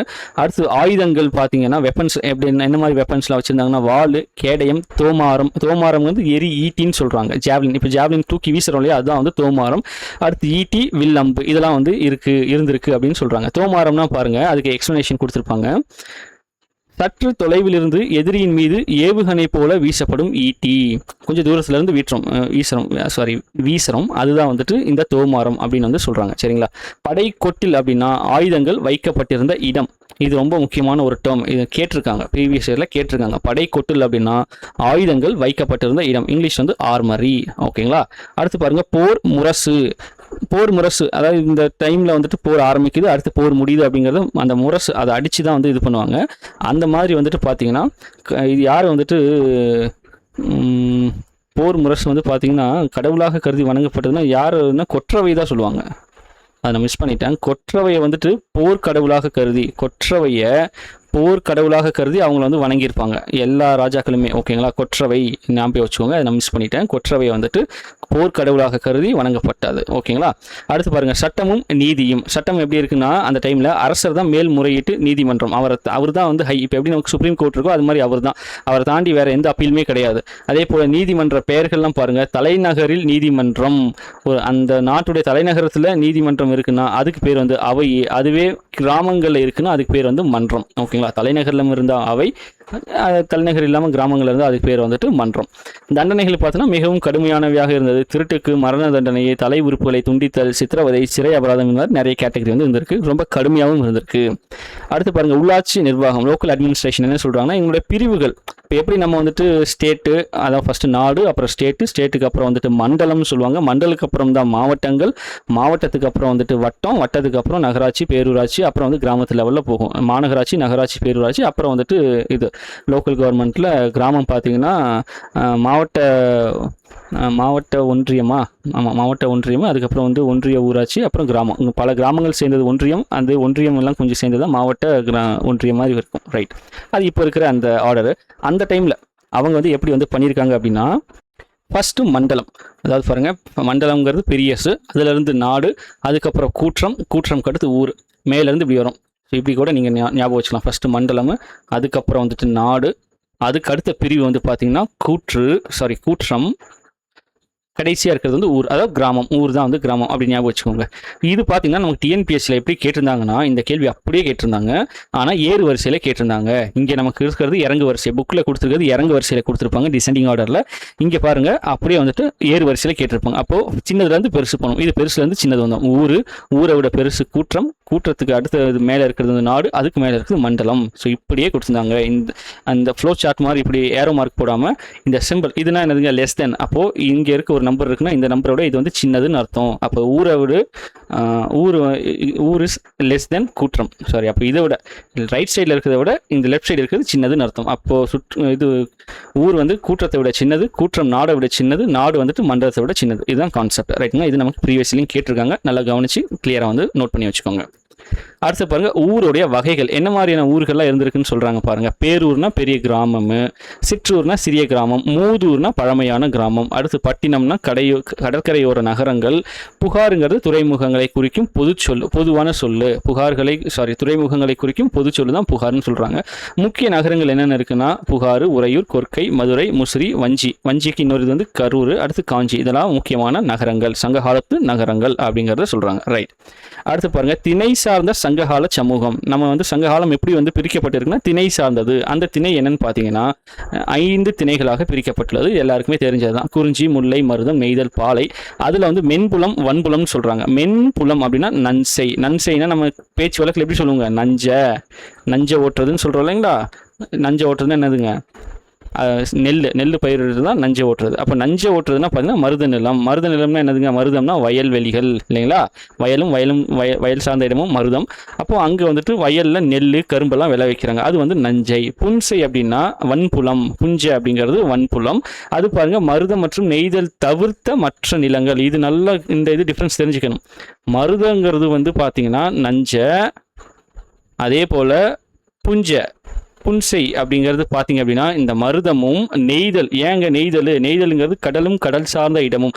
அப்போது இந்த மருதமும் வயல் சார்ந்த இடமும், அதுக்கப்புறம் வந்துட்டு நெய்தல், இந்த 2 தவிர இருக்கிற மற்ற அனைத்து திணைகளும் மீதி என்னது ஒரு 3 தான் இருக்குது. அதெல்லாம் என்னதுன்னா புன்சை, வன்புலம், புன்சை, ரைட்டுங்களா? ஸோ அதில் பாருங்கள் தானியங்கள், பருப்பு விடுகள் இதெல்லாம் வந்துட்டு விளைஞ்சிருக்கு. ரைட். இந்த திணை, அதுக்கப்புறம் நிலப்பரப்பு என்ன, மக்கள், அங்கிருந்த மக்கள் எப்படி அழைக்கப்பட்டார்கள், அவங்களுடைய தொழில் என்ன, அவங்களுடைய கடவுள் யார் அப்படிங்கிறத கொடுத்துருப்பாங்க. அதையும் நம்ம பார்த்துருவோம்.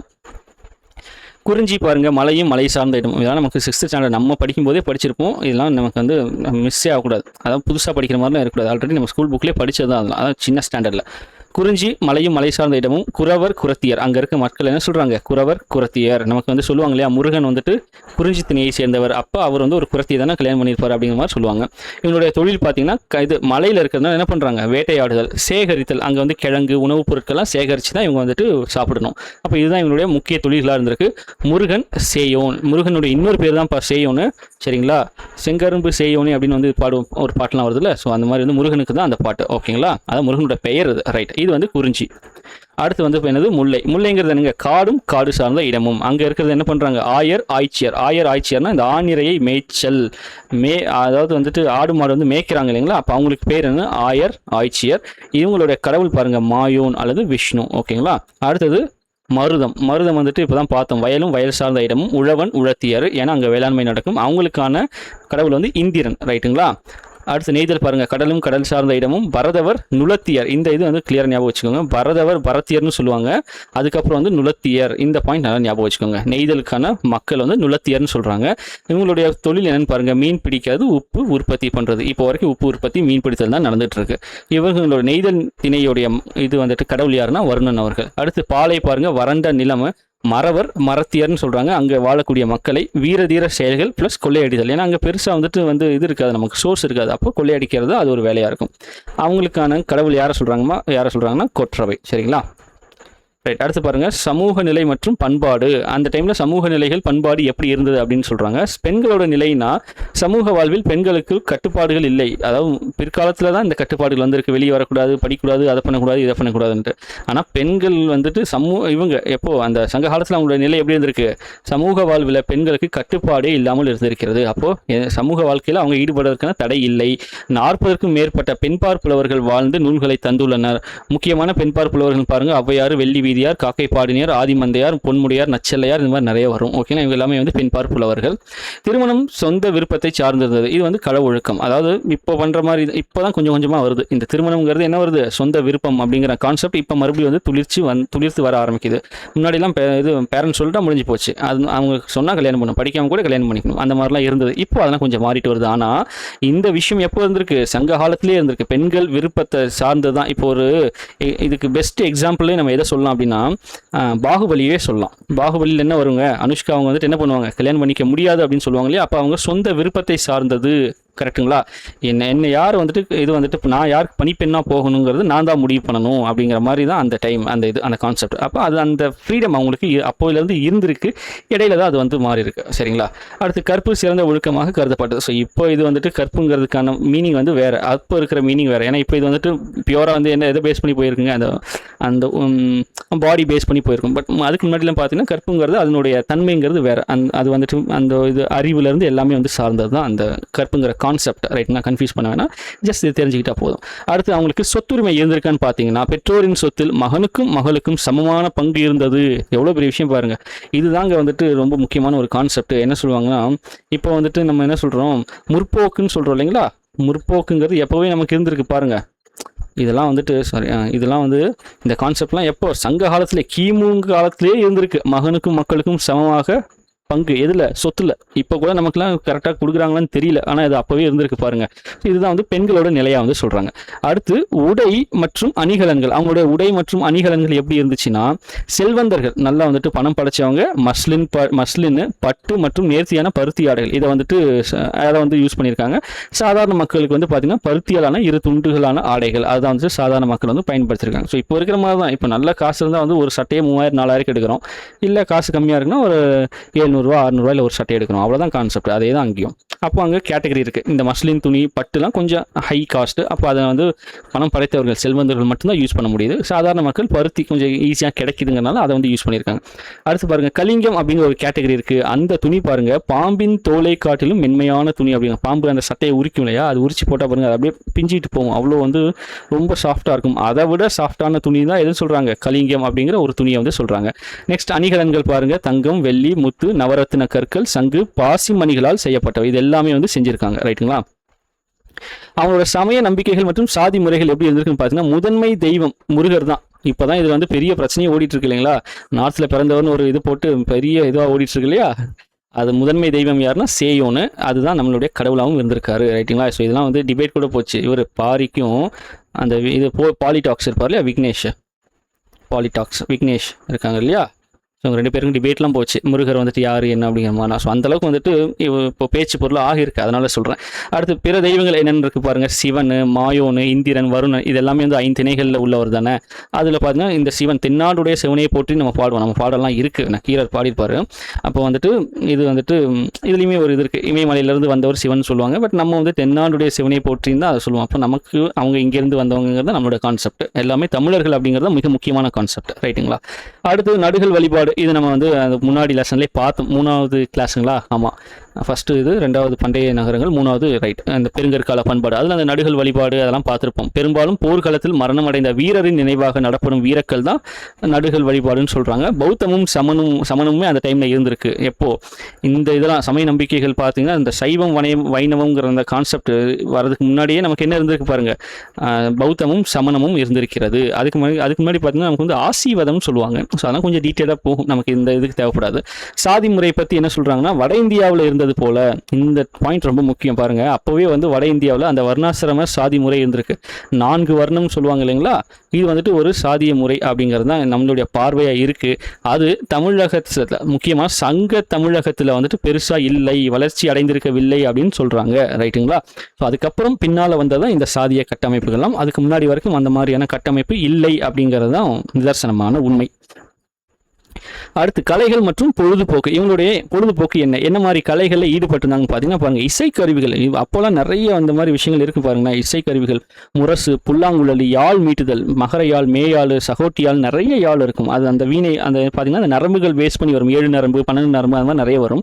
அதை பேஸ் பண்ணி அதனுடைய பேரும் மாறும். அப்போ இதெல்லாம் இசைக்கருவிகள் இசைச்சிருக்காங்க. இதில் பாருங்கள் கரிகாலன் அவர்கள் என்ன சொல்கிறாங்க, 7 இசை வல்லான் அப்படின்னு சொல்கிறாங்க. 7 இசை வல்லான் என அழைக்கப்பட்டவர் யார்? கரிகாலன். 7 இசையின் 7 ஸ்வரங்களில் புலமை பெற்றவர் யாருன்னா கரிகாலன். அதுதான் 7 இசை வல்லான். அந்த சரி கம பத நீ சவா, ரைட், சரி கம பத நீ சா. 6 7 8ன்னு நினைக்கிறேன். ஏன்னா இதை பேஸ் பண்ணி தான் அந்த இதில் ஒரு கான்செப்ட் வரும், கெமிஸ்ட்ரியில் ஒரு கான்செப்ட் வரும். ஆக்டோ அப்படின்ட்டு வந்துட்டு அந்த பீரியாடிக் டேபிளில் வந்து ஒரு கான்செப்ட் வரும். பீரியாடிக் டேபிளில் 8 வந்து பிரிப்பாங்க. ஸோ சரிகம பதனி அது எனக்கு தெரியலங்க, அது 8 7 தெரியல. பட் இங்கே சொல்கிறது என்னென்னா கரிகாலன் வந்து 7 இசை வல்லான், இசையுடைய 7 ஸ்வரங்கள்னு சொல்கிறாங்க. அந்த 7 ஸ்வரங்களிலும் புலமை பெற்றிருந்த ராஜா யாருன்னு பார்த்தீங்கன்னா மன்னர் யாருன்னா கரிகாலன் அவர்கள். சரிங்களா? அடுத்து பாணர்கள், விரலியர்கள் அப்படின்னு சொல்கிறாங்க. பாணர்கள்னா யாருன்னா பாட்டு பாடுறவர்கள், பாட்டு பாடக்கூடிய புலவர்கள். அது இன்னும் அடுத்த நபர்கள் என்ன பாடகர்கள் என்ன சொல்கிறாங்க, பாணர்கள் அப்படின்னு வந்து சொல்கிறாங்க. கணிகையர்கள், விரலியர்கள்னால் டான்ஸ் ஆடுறவங்க நினைக்கிறேன். சாரி, கணிகையர்கள்னா கணிகையர் தான் வந்துட்டு இந்த இடத்துல வந்துட்டு நடனம் ஆடுபவர்கள். சரிங்களா? ஸோ பாணர்கள், விரலியர்களுக்கு ஒரு இது புக்கில் இருக்குங்க, நான் அதை ஆட் பண்ண மறந்துட்டேன்னு நினைக்கிறேன். பார்த்துட்டு மட்டும் நான் கமெண்ட்ஸில் கூட சொல்லிடுறேன். அது ஒரு ஜஸ்ட் ஒரு டேர்ம் தான். ஸோ பாணர்கள் பாட்டு பாடுபவர்கள், கணிகையர்கள்னால் நடனம் ஆடுபவர்கள். கூத்து நடக்கும். கூத்தில் வந்து பார்த்திங்கன்னா நாட்டுப்புற நாடகம், முக்கியமாக வந்து பண்பாட்டு அம்சம் கொண்டது தான் இந்த கூத்து, நடனம் ஆடுபவர்கள், கூத்தாடுபவர்னு சொல்கிறாங்களா அது. அடுத்து முத்தமிழ் கோட்பாடு நமக்கு இருக்குது, இயல் இசை நாடகம். சரிங்களா? இயல் இசை நாடகம். இயல் வந்துட்டு இயல் என்னதுங்க, இயல் இசை வந்து காதால் கேட்கறது, இது வந்து காதாலையும் கண்ணாலையும் பார்க்குறது. ரைட்டுங்களா? ஸோ அந்த மாதிரி கான்செப்டில் வரும். அதுதான் இயல் இசை நாடகம். விழாக்கள் பார்த்தீங்கன்னா அறுவடை திருவிழாக்கள், அதாவது பொங்கல் திருவிழா இருந்திருக்கு, கார்த்திகை தீப விழா அப்போவே இருந்திருக்கு, பொங்கலும் இருந்திருக்கு. அடுத்து இந்திர விழா, இது வந்துட்டு ரொம்ப ரொம்ப ரொம்ப ஒரு முக்கியமான கான்செப்ட். ஆனால் இப்போ இல்லாமலே போயிடுச்சு. முக்கியமானது ஒன்று, தலைநகரில் அந்தந்த ராஜ்யங்களோட தலைநகரில் வந்து கொண்டாடப்பட்டதான் இந்த இந்திர விழா. கிட்டத்தட்ட பிப்ரவரி மாதம் இது நடக்கும்னு சொல்லுவாங்க. சிலப்பதிகாரத்தில் இதை பற்றின குறிப்புகள் நிறைய இருக்கும், டீட்டெயிலாக இருக்கும். 28 நாட்கள் வந்து நடக்கும். கரெக்டாக அந்த 28 நாள் எதில் வந்து வருதுன்னு பாருங்கள், பிப்ரவரியில் மட்டும்தான் வரும். ஸோ அந்த டைமில், அதாவது தை மாதத்துக்கு அப்புறம் அது பண்ணுற மாதிரி வந்து சொல்லியிருப்பாங்க இந்திர விழா. இது இப்போல்லாம் வந்துட்டு நமக்கு வந்து வழக்குழிஞ்சு போச்சு, யாருமே பண்ணுறது கிடையாதுங்கிறது ஒரு இதுதான். அடுத்து பாருங்கள் பொழுதுபோக்குகள். இவங்க எந்த மாதிரியான பொழுதுபோக்குகள்லாம் வந்து பாஸ்ட் டைம்ஸ் எப்படிலாம் இருந்தாங்கன்னு பார்த்தீங்கன்னா, எருது சண்டை, சேவல் சண்டை, தாயம் ஆடுறது, வேட்டையாடுறது, மல்யுத்தம். அந்த ஒரு ரவுண்டு போட்டு அதுக்குள்ளே வந்து மறுப்போர் பண்ணுறாங்களா, வெளியில் தூக்கி போடணும். நமக்கு இதில் வருமே, எந்த படங்க, தங்கல். அதுக்கப்புறம் வந்துட்டு தமிழில் பார்த்தீங்கன்னா இவர் தளபதி படம் தான் இதுங்க, மெர்சல் வந்து ஃப்ளாஷ்பேக்கில் வரும்ல அங்கே இது. ஸோ அப்புறம் ஊஞ்சல் ஆடுது. இதெல்லாமே பார்த்தீங்க அப்படின்னா என்ன சொல்கிறாங்க, இவங்களுடைய பொழுதுபோக்குகளாக இருந்திருக்கு. ரைட். அடுத்து இவங்களுடைய பொருளாதாரம், வணிகம் எப்படி இருந்திருக்கு, சங்க காலத்தில் எப்படி இருக்குன்னு பார்த்தீங்க அப்படின்னா பாருங்கள், முக்கிய தொழில்கள் என்னென்ன இருக்குன்னா வேளாண்மை, ஆணிரை மேய்த்தல். ஏன்னா வேளாண்மை எங்கே வருங்க, மருதத்தில் வரும். ஆணிரை மேய்த்தல் வந்துட்டு முல்லையில், மீன் பிடித்தல் வந்துட்டு எங்கே வரும்னா நெய்தலில், வேட்டையாடுதல் பாருங்கள் இது குறிஞ்சி திணை. ஒரு திணைக்குமே ஒரு முக்கியமான தொழில்கள் இருந்திருக்கு. ஓகேங்களா? அடுத்து கை வினைஞர்கள், கிராஃப்ட்ஸ்மேன், ஆர்டிசன்ஸ் ஆர் கிராஃப்ட்ஸ்மேன் எப்படின்னாலும் சொல்லலாம். தச்சர், கொல்லர், பொற்கொல்லர்னா இவருங்க ஆசாரி சொல்கிறோம் இல்லைங்களா, அந்த இது செய்கிறவங்க, தங்கம் செய்கிறவங்க தான் பொற்கொல்லர். கொல்லருங்கிறது நார்மலாக வந்துட்டு இரும்பெல்லாம் வச்சு பொருள் செய்கிறவங்க. மட்பாண்டம் செய்வோர், தச்சர், இவங்க எல்லாமே வந்து கை வினைஞர்கள் அப்போ இருந்திருக்காங்க. பிளாக் ஸ்மித்ஸ் இங்கிலீஷில் பாருங்கள், இது கொஞ்சம் கிளியராக இருக்கும். இங்கிலீஷில் வந்து பிளாக் ஸ்மித்னா ஒரு பொருள் வந்து செய்கிறவங்க, எக்ஸப்ட் இது கோல்டு மட்டும் செய்ய மாட்டாங்க, இவங்க வந்து கோல்டு ஸ்மித். ஓகேங்களா? நெசவு இது தொழிலும் இருந்திருக்கு. விவசாயிகளோட பகுதி நேர தொழிலாகவும் பலருக்கு முழு நேர தொழிலாகவும் எது இருந்திருக்கு, நெசவு வந்து இருந்திருக்கு. தறியில் வந்து நெசவு மீட்டுறது. அடுத்ததுல என்ன கொடுத்துருக்காங்க பாருங்கள், வணிகம் மற்றும் சந்தைகள்ங்கிற கான்செப்டை கொடுத்துருப்பாங்க, ட்ரேட் அண்ட் மார்க்கெட்ஸு. அதில் 3 நிலைகள் இருக்குது, உள்ளூர், உள்நாடு, அப்புறம் கடல் கடந்த வெளிநாட்டு வணிகம். ஃபஸ்ட்டு உள்ளூரில் வியாபாரம் பண்ணுவாங்க, அடுத்து உள்நாட்டுக்குள்ளே வியாபாரம் பண்ணுறாங்க, அதுக்கப்புறம் கடல் கடந்து இருந்து வெளிநாட்டுக்கு போய் வியாபாரம் பண்ணுறாங்க. அதில் கலங்கரை இலங்கைச்சுடர்னு ஒரு கான்செப்ட் சொல்கிறாங்க. அது என்னன்னா, துறைமுகத்தில் இருக்க ஒளி விளக்கு தான், ஒளி விளக்கு கோபுரங்கள். அதாவது இப்போ துறைமுகத்தில் வந்து பார்த்தீங்கன்னா நீளமாக ஒரு கலங்கரை விளக்கம் இருக்கும். அந்த கலங்கரை விளக்கத்தில் தான் இந்த இலங்கைச்சுடர் அப்படிங்கிற அந்த ஒளி விளக்கு இருக்கும். ஓகேங்களா? ஸோ இது வந்து கலங்கரை இலங்கைச்சுடர். அடுத்து பாருங்கள், போக்குவரத்து எப்படி இருந்திருக்குன்னா, எருதுகள் பூட்டிய கூட்டு வண்டிகள், புல்லக் கார்ஸ், கூண்டுனா வந்து பார்த்தீங்கன்னா கவர் பண்ணியிருக்கும். இப்போ வந்து நார்மலாக இல்லாமல் இப்போ இதுதான் வந்து இதுனா இப்படி வந்துட்டு கவர் பண்ணி இங்கே வந்துட்டு மாடு வந்துட்டு இப்படி வந்து தூக்கிட்டு நடக்கும். ஓகேங்களா? இங்கே வந்து நம்ம உட்காந்துருப்போம். ஸோ இந்த கூண்டு இதுதான் வந்து சொல்லியிருக்காங்க, கவர் பண்ணியிருக்கோம் அப்படின்ட்டு. அடுத்து பாருங்கள், பண்டமாற்று முறை. பண்டமாற்று முறைனா ஒரு பண்டத்தை கொடுத்து இன்னொரு பண்டத்தை வாங்குறது. அது வந்து பரவலாக அப்படி தான் இருந்திருக்குன்னு சொல்கிறாங்க. அடுத்தது மதுரையோட சந்தையை பற்றி சொல்லியிருப்பாங்க. நாலங்காடி, அல்லங்காடி. இதுவும் நம்ம மதுரையை பற்றி படிக்கும்போதே பார்த்துருப்போம். காலை நேரத்தை சேர்ந்த சந்தை தான் வந்துட்டு நாலங்காடி. நாலுனா பகலில், அல்லுனா இரவு, அப்போ இரவு நேர அங்காடி. ரைட்டுங்களா? அதனால அதுக்கு பேர் என்னதுங்க? தூங்கா நகரம். ரைட். அடுத்தது பாருங்கள், ஏற்றுமதி இறக்குமதி பொருட்கள். என்னெல்லாம் ஏற்றுமதி செஞ்சாங்க, என்னெல்லாம் இறக்குமதி செஞ்சாங்க. ஸோ அதெல்லாம் ஜஸ்ட் வந்து ஒரு இது பார்த்துங்க. இந்த உப்பு, மிளகு, முத்துக்கள், தந்தம், பட்டு, நறுமண பொருட்கள், வைரம், குங்குமப்பூ, விலை மதிப்பற்ற கற்கள், மஸ்லின் துணி, சந்தனக்கட்டை, இதெல்லாமே என்ன பண்ணியிருக்கும், இங்கேருந்து வெளியில் ஏற்றுமதி செஞ்சுருக்கும். வெளியிருந்து என்னென்னலாம் இறக்குமதி செஞ்சுருக்கோம்னா, இந்த புஷ்பராகம், ஈயம் அல்லது தகரம், கண்ணாடி, குதிரைகள். முக்கியமாக குதிரைகள்லாம் வந்து கடல் வழியாக நமக்கு இறக்குமதி செய்யப்பட்டது. சரிங்களா? இதெல்லாமே ஜஸ்ட் வந்து தெரிஞ்சு வச்சுக்கோங்க.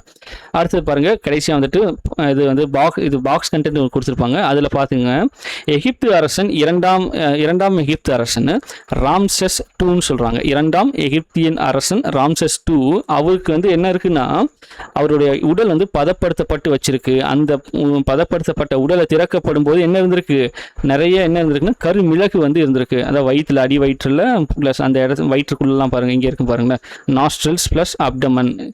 இந்த எல்லாமே என்ன பண்ணியிருப்பாங்கன்னா, நாஸ்ட்ரல்ஸ்னால் அந்த இது வரும், மூக்குக்கு அந்த இதில் வரும். ஸோ அதில் வந்துட்டு கருமிளகு, நம்மளோட கருமிளகை வந்துட்டு அடுக்கி வச்சிருக்காங்க. ஏன்னா அது வந்துட்டு கொஞ்சம் அதுக்கு ஒரு மெடிசினல் பவர் இருந்திருக்கும். அந்த உடல் வந்துட்டு பதப்படுத்தப்பட்டது வந்து அது கெட்டு போகாமல் இருக்கிறதுக்கான ஒரு வாய்ப்பாக இருந்திருக்கிற மாதிரி எனக்கு தோணுது. பட் அந்த இது வந்து என்ன சொல்ல வருது அப்படின்னா, கருமிளகு நம்மக்கிட்ட மட்டும்தான் இருக்கும். அப்போது இங்கேருந்து அங்கே வெளிநாட்டுக்கு வந்து நம்ம ஏற்றுமதி பண்ணியிருக்கோம், அவங்க அதை இறக்குமதி பண்ணியிருக்காங்க இல்லையா, அதை அங்கே வாங்குறதுக்கு அங்கேருந்து இங்கே வந்திருக்காங்க. அந்த மாதிரி ஒரு வணிகம் வந்து நடந்திருக்கு. ரைட்டுங்களா? அதை தான் இதை வந்து நம்ம தெரிஞ்சுக்கிறோம். அடுத்தது ரோமானிய பேரரசர் ஆர்லியன். சரிங்களா? இவர் என்ன சொல்கிறாருன்னா, இவர் ஒரு ஸ்டேட்மெண்ட் சொல்கிறாரு பாருங்களேன். இந்திய பட்டானது எடைக்கு எடை தங்கம் கொடுத்து பெற தகுதியானது அப்படின்னு சொல்றாரு. அதாவது இருக்கிறதுலே வந்து சீனப்பட்டு தான் பெஸ்ட்னு சொல்லுவாங்க. ஆனால் இந்த ரோமானிய அரசர் ஆர்லியன் என்ன சொல்றாரு, இந்திய பட்டுக்கு எடைக்கு எடை கொடுத்து வாங்கலாம்ப்பா, அந்த அளவுக்கு வர்த்துப்பாது அப்படின்னு வந்து சொல்றாரு. ரைட்டுங்களா? அடுத்து பாருங்க, முசிறி. இதுதான் வந்து முதல் பேரங்காடி. பேரங்காடினா பெரிய கடை, ஒரு டிபார்ட்மெண்ட்ஸ் ஒரு மாதிரி ஞாபகம் வச்சுக்கோங்க. அந்த மாதிரி வந்து முதலாக எங்கே வருது, முசிறியில் தான் வருது. மூத்த பிளினிங்கிறவர் என்ன சொல்றாருன்னா, அவர் எழுதிய புக் இயற்கை வரலாறுல முசிறியை இந்தியாவின் முதல் பேரங்காடி என குறிப்பிட்டுள்ளார். அதே போல ரோமானியர்களின் குடியிருப்பு இருந்த முசிறியில், ரோமானியர்களுடைய குடியிருப்பு எங்கெங்க இருந்துச்சுன்னா முசிறி, அதனால ஞாபகம் வச்சுக்கோங்க. முசிறியில் அகஸ்டஸ் வந்து ரோம் நாட்டுடைய கடவுள், அவருக்காக ஒரு கோவிலுமே வந்து கட்டியிருக்காங்க. ரைட்டுங்களா? ரைட். இது வந்துட்டு ரோமானியர்கள் பற்றி. அடுத்து பாருங்கள், வியன்னா பாப்பிரஸ் ஒப்பந்தம். இந்த வியன்னா பாப்பிரஸ்ங்கிறது என்னென்னா, கிமு 2ஆம் நூற்றாண்டை சேர்ந்த பாப்பிரஸ் தாள். அது வந்துட்டு இப்போ வந்துட்டு தாள்னா ஒரு பேப்பர், நம்ம எப்படி அக்ரிமெண்ட் போடுறோம், அக்ரிமெண்ட்டுக்கு அந்த இது கடையில் வாங்குவோம் இல்லை, அந்த மாதிரி ஒரு பேப்பர். இதை தான் வந்து அக்ரிமெண்ட் போட்டிருக்காங்க. இது இப்போ எங்கே இருக்குன்னா, வியன்னா அருங்காட்சியகத்தில் இருக்குது. இது 2ஆம் நூற்றாண்டை சேர்ந்தது, இந்த வியன்னா பாப்பிரஸ் ஒப்பந்தம், அந்த அக்ரிமெண்ட் பேப்பர். இதில் என்ன சொல்லியிருப்பாங்கன்னா, அலெக்சாண்ட்ரியாவை சேர்ந்த ஒரு வணிகருக்கும் முசிறியை சேர்ந்த ஒரு வணிகருக்கும் இடையே நடைபெற்ற வணிக ஒப்பந்தம் தான் இதில் வந்து கேப்சர் பண்ணியிருப்பாங்க. நமக்கு ஜென்ரலாக வந்துட்டு இப்போது இது பண்ணுற அக்ரிமெண்ட்லாம் அந்த ஒரு க்ரீன் கலர் பேப்பரில் வாங்கிட்டு வந்துட்டு பத்திரம் இந்த மாதிரிலாம் பண்ணுறோம் இல்லைங்களா. ஸோ அது மாதிரி ஒப்பந்தம் அப்போ பண்ணியிருக்காங்க. அது எதில் பண்ணியிருக்காங்க, அந்த பேப்பரஸ் தாளில் வந்து பண்ணியிருக்காங்க. அதுதான் கான்செப்ட். ரைட்டுங்களா? ஸோ அடுத்தது பாருங்கள், களப்பிரர்கள் பற்றி கொடுத்துருப்பாங்க. இது வரைக்கும் நம்ம பார்த்தது சேர சோழ பாண்டியர்கள், அவங்களோட ஆட்சிக்கு அப்புறம் வந்தவங்க தான் இந்த களப்பிரர்கள். இவங்களோட காலம் பாருங்கள், கிபி 3ஆம் நூற்றாண்டு இறுதியில் சங்ககாலம் சரிவடைந்தது. அப்போ கிபி 3ஆம் இறுதி காலத்துலேருந்து அவங்க இருந்த வரைக்கும் என்ன சொல்லுவாங்கன்னா, களப்பிரர்களோட காலம்னு சொல்லுவாங்க. இன்னொன்று சங்கம் மருவிய காலம் அப்படின்னு சொல்லுவாங்க. சங்ககாலம்னா மேலே இருக்கிறது, இது வந்துட்டு சங்கம் மருவிய காலம். மருவியனா என்னாச்சுங்க, முடிஞ்சிருச்சுன்னு அர்த்தம். மருவிய காலம், சங்கம் மருவிய காலம்னு இதை வந்து சொல்லுவாங்க, களப்பிரர்களோட காலத்தை. சரிங்களா? ரைட். நெக்ஸ்ட் பாருங்க, இதுக்கான சான்றுகள் என்னென்ன இருக்கு. அதாவது களப்பிரர்களுக்கான சான்றுகள் என்னென்ன இருக்குன்னா, நினைவு சின்னங்களோ தொல்பொருட்களோ பெருசாக நமக்கு கிடைக்கல. நமக்கு இப்போது இந்த சங்க காலத்துக்கு கிடைச்ச மாதிரி நினைவு சின்னங்களோ அல்லது தொல்பொருட்களோ அகலாராய்வு செஞ்சு கிடைக்கிற அந்த மாதிரி எவிடன்ஸ் எதுவுமே கிடைக்கல அப்படின்னு சொல்கிறாங்க. இலக்கிய சான்றுகள் இருக்குது. அது பார்த்தீங்கன்னா தமிழ் நாவலர் சரிதை, யாப்பெருங்காலம், பெரிய புராணம் இதெல்லாமே வந்துட்டு சங்க மருவிய காலத்துக்கான இலக்கிய சான்றுகளாக கூறப்படுகிறது. அதுபோக இக்கால இலக்கியங்கள் அந்த காலத்தில் சங்க மருவிய காலத்தில் இயற்றப்பட்ட இலக்கியங்கள் என்ன சொல்கிறாங்க, சீவக சிந்தாமணி, குண்டரகேசி இதெல்லாமே வந்துட்டு அந்த டைமில் எழுதப்பட்டதுன்னு சொல்கிறாங்க. அதே போல் 17 கீழ்கணக்கு நூல்கள் வந்து பல 17 கீழ்கணக்கு நூல்கள் இங்கே தான் வந்து இயற்றப்பட்டது, அதாவது இந்த காலத்தில் இயற்றப்பட்டது அப்படின்னு வந்து சொல்லியிருப்பாங்க. ரைட்டுங்களா? ஸோ இந்த களப்பிரர்கள் காலத்தில் இருந்த மதம், ரிலிஜன், சமயம் எப்படின்னு பாருங்கள். பௌத்தமும் சமணமும் வந்து முக்கியத்துவம் பெற்றன. அதே போல் இங்கே ஆக்சுவல் ரியாலிட்டி என்ன சொல்கிறாங்கன்னா, அதாவது களப்பிரர்கள் காலம் வந்து இருண்ட காலம் அப்படின்னு சொல்லுவாங்க. ஆனால் வணிகமும் வர்த்தகமும் செழிந்து வளர்ந்தன. எனவே களப்பிரர் காலம் ஒரு இருண்ட காலம் அல்ல அப்படிங்கிறது நிறைய வரலாற்று அறிஞர்களுடைய ஒரு பார்வையாக இருக்குது. இது வந்து டிபேட்டபிள் தான், நமக்கு வந்து தெரியாது, இது வந்து ஒரு டிபேட்டபிள். ஆனால் பொதுவாக ஒரு வழக்கு என்ன சொல்லுவாங்கன்னா, களப்பிரர்கள் காலம் வந்து இருண்ட காலம் அப்படின்னு சொல்லுவாங்க. சங்கம் மருவிய காலம் வந்து ஒரு இருண்ட காலம் அப்படிங்கிறது தான் பொதுவாக வந்து சொல்லக்கூடிய ஒரு கான்செப்ட். அடுத்தது பாருங்கள், கடைசி டாபிக் இதுதான், கடைசியாக புக்கில் கொடுத்துருப்பாங்க. காலத்தால் ஒத்த உலக நிகழ்வுகள், கான்டெம்பரரி வேர்ல்டு எவெண்ட்ஸ். நம்ம இப்போ எப்படி வந்துட்டு இந்த MCU LCUலாம் வந்து கனெக்ஷன் சொல்கிறோம். ஸோ இந்த டைம் லைனில் அங்கே என்ன நடந்துச்சு, அந்த டைம் லைன் எங்கே நடந்துச்சு, அதே தான் இங்கே இருக்கும்போது அங்கே என்ன வேர்ல்டில் உலகத்தில் வேறு என்னெல்லாம் இருந்துச்சு அப்படின்னு பார்த்தீங்க அப்படின்னா, இங்கே இருக்கு பாருங்கள், ஹான் வம்சம், ஹான் டைனஸ்டி. இது எங்கே இருக்குது, கிமு 206 கிபி 220 வரைக்கும். நமக்கு எப்படி கிமு 300 கிபி 300ன்னு சொல்கிறோமோ அதே மாதிரி அங்கே கிமு 206 கிபி 220 வரைக்கும் அந்த ஹான் வம்சங்கிறது இருந்திருக்கிறது. எங்கே, சீனாவில். அடுத்து மாயன் நாகரிகம், மத்திய அமெரிக்காவில். மாயன் நாகரிகம், மாயன் கேலண்டர்னு சொல்லுவோம் இல்லைங்களா, அது அவங்களோட கேலண்டர். அப்போ அந்த மாயன் நாகரிகம் எங்கே இருந்திருக்கு, மத்திய அமெரிக்காவில் இருந்திருக்கு. அதே போல் பிரமிட்ஸ் வந்து நிறைய இருந்திருக்கு. ரோமானிய நாகரிகம் வந்து இத்தாலியில் வந்து இருந்திருக்கு. ஸோ இதெல்லாமே நம்ம தென் இந்தியாவில், தென் தமிழகத்தில் ஒரு நாகரிகம் இருக்கும் பட்சத்தில் அதே டைமில் அங்கங்கேயும் ஒரு சில நாகரிகங்கள் வளர்ந்து வந்திருக்கிறது. அதுதான் இதெல்லாம் சொல்கிறாங்க. ஹேண்ட் டைனஸ்டிங்கிறது ஒரு ரூலு. அதே போல் மாய நாகரிகம் அது அங்கே இருந்திருக்கு. ரோமானிய நாகரிகமும் இத்தாலியில் இருந்திருக்கு. இது மாய நாகரிகம் பார்த்தீங்கன்னா மத்திய அமெரிக்காவில் வந்து இருந்திருக்கு. ரைட்டுங்களா? அடுத்து கொலோசியம் வந்துட்டு ஒரு இதுதான், அதுவுமே ஒரு கேட்டகரி தான். அது பாருங்கள், கிமு 3ஆம் நூற்றாண்டு கிபி 1ஆம் நூற்றாண்டு ஃபர்ஸ்ட் செஞ்சுரி வரைக்கும் இருந்திருக்கு இந்த கொலோசியம் அப்படிங்கிற அந்த கேட்டகரி. ரைட்டுங்களா? ஓகே. ஸோ இதுதாங்க நமக்கு இந்த லெசன் வந்து இவ்வளோ தான் பாயிண்ட்ஸு. கொஞ்சம் பெருசாக இருக்கிற மாதிரி தான் இருக்கும். பட் ஒரு முறை படிச்சிட்டிங்க அப்படின்னா அந்த பாயிண்ட்ஸ்லாம் வந்துட்டு மைண்டில் நல்லா உட்காந்துரும். அதுக்கப்புறம் பிரச்சனை இல்லை. ஓகேங்களா? ரைட். ஸோ இதுக்கப்புறம் நமக்கு இதுக்கான ஒன்லைனருமே வந்துட்டு நமக்கு டெலிகிராம் சேனலில் கொடுத்துட்றேன். அடுத்தது ஃப்ரைடேக்குள்ளே வந்துட்டு அடுத்த லெசன் வந்து என்னங்கிறத பார்த்துருவோம். சரிங்களா? ஸோ அதை பார்த்துட்டு அந்த 2 லெசனுக்கான டெஸ்ட் வந்துட்டு சண்டே ஈவினிங் 7 o'clock அதை நல்லா கிளியராக சொல்லிடுறேன். ஒரு சண்டேவுமே சாயந்தரம் 7 மணிக்கு அப்போ தான் வந்துட்டு டெலிகிராம் வந்து கொஸ்டின் பேப்பர் ரிலீஸ் பண்ணுற மாதிரி இருக்கும். சரிங்களா? எனக்கு காலையில் கொஞ்சம் வேலை இருக்கும். இல்லை முடிச்சுட்டு ஃப்ரீயாக உங்களுக்கு வந்து 7 மணிக்கு வந்து ஷார்ப்பாக 7 to 7:15 மேக்ஸிமம் 7:30 அதுக்குள்ளே வந்துட்டு உங்களுக்கு கொஸ்டின் வந்துட்டு அதை கூகுள் ஃபார்மோட லிங்க் வந்துட்டு டெலிகிராமில் வந்துடும். அதை யூஸ் பண்ணி நீங்கள் டெஸ்ட் எழுதி பார்த்துக்கலாம். சரிங்களா?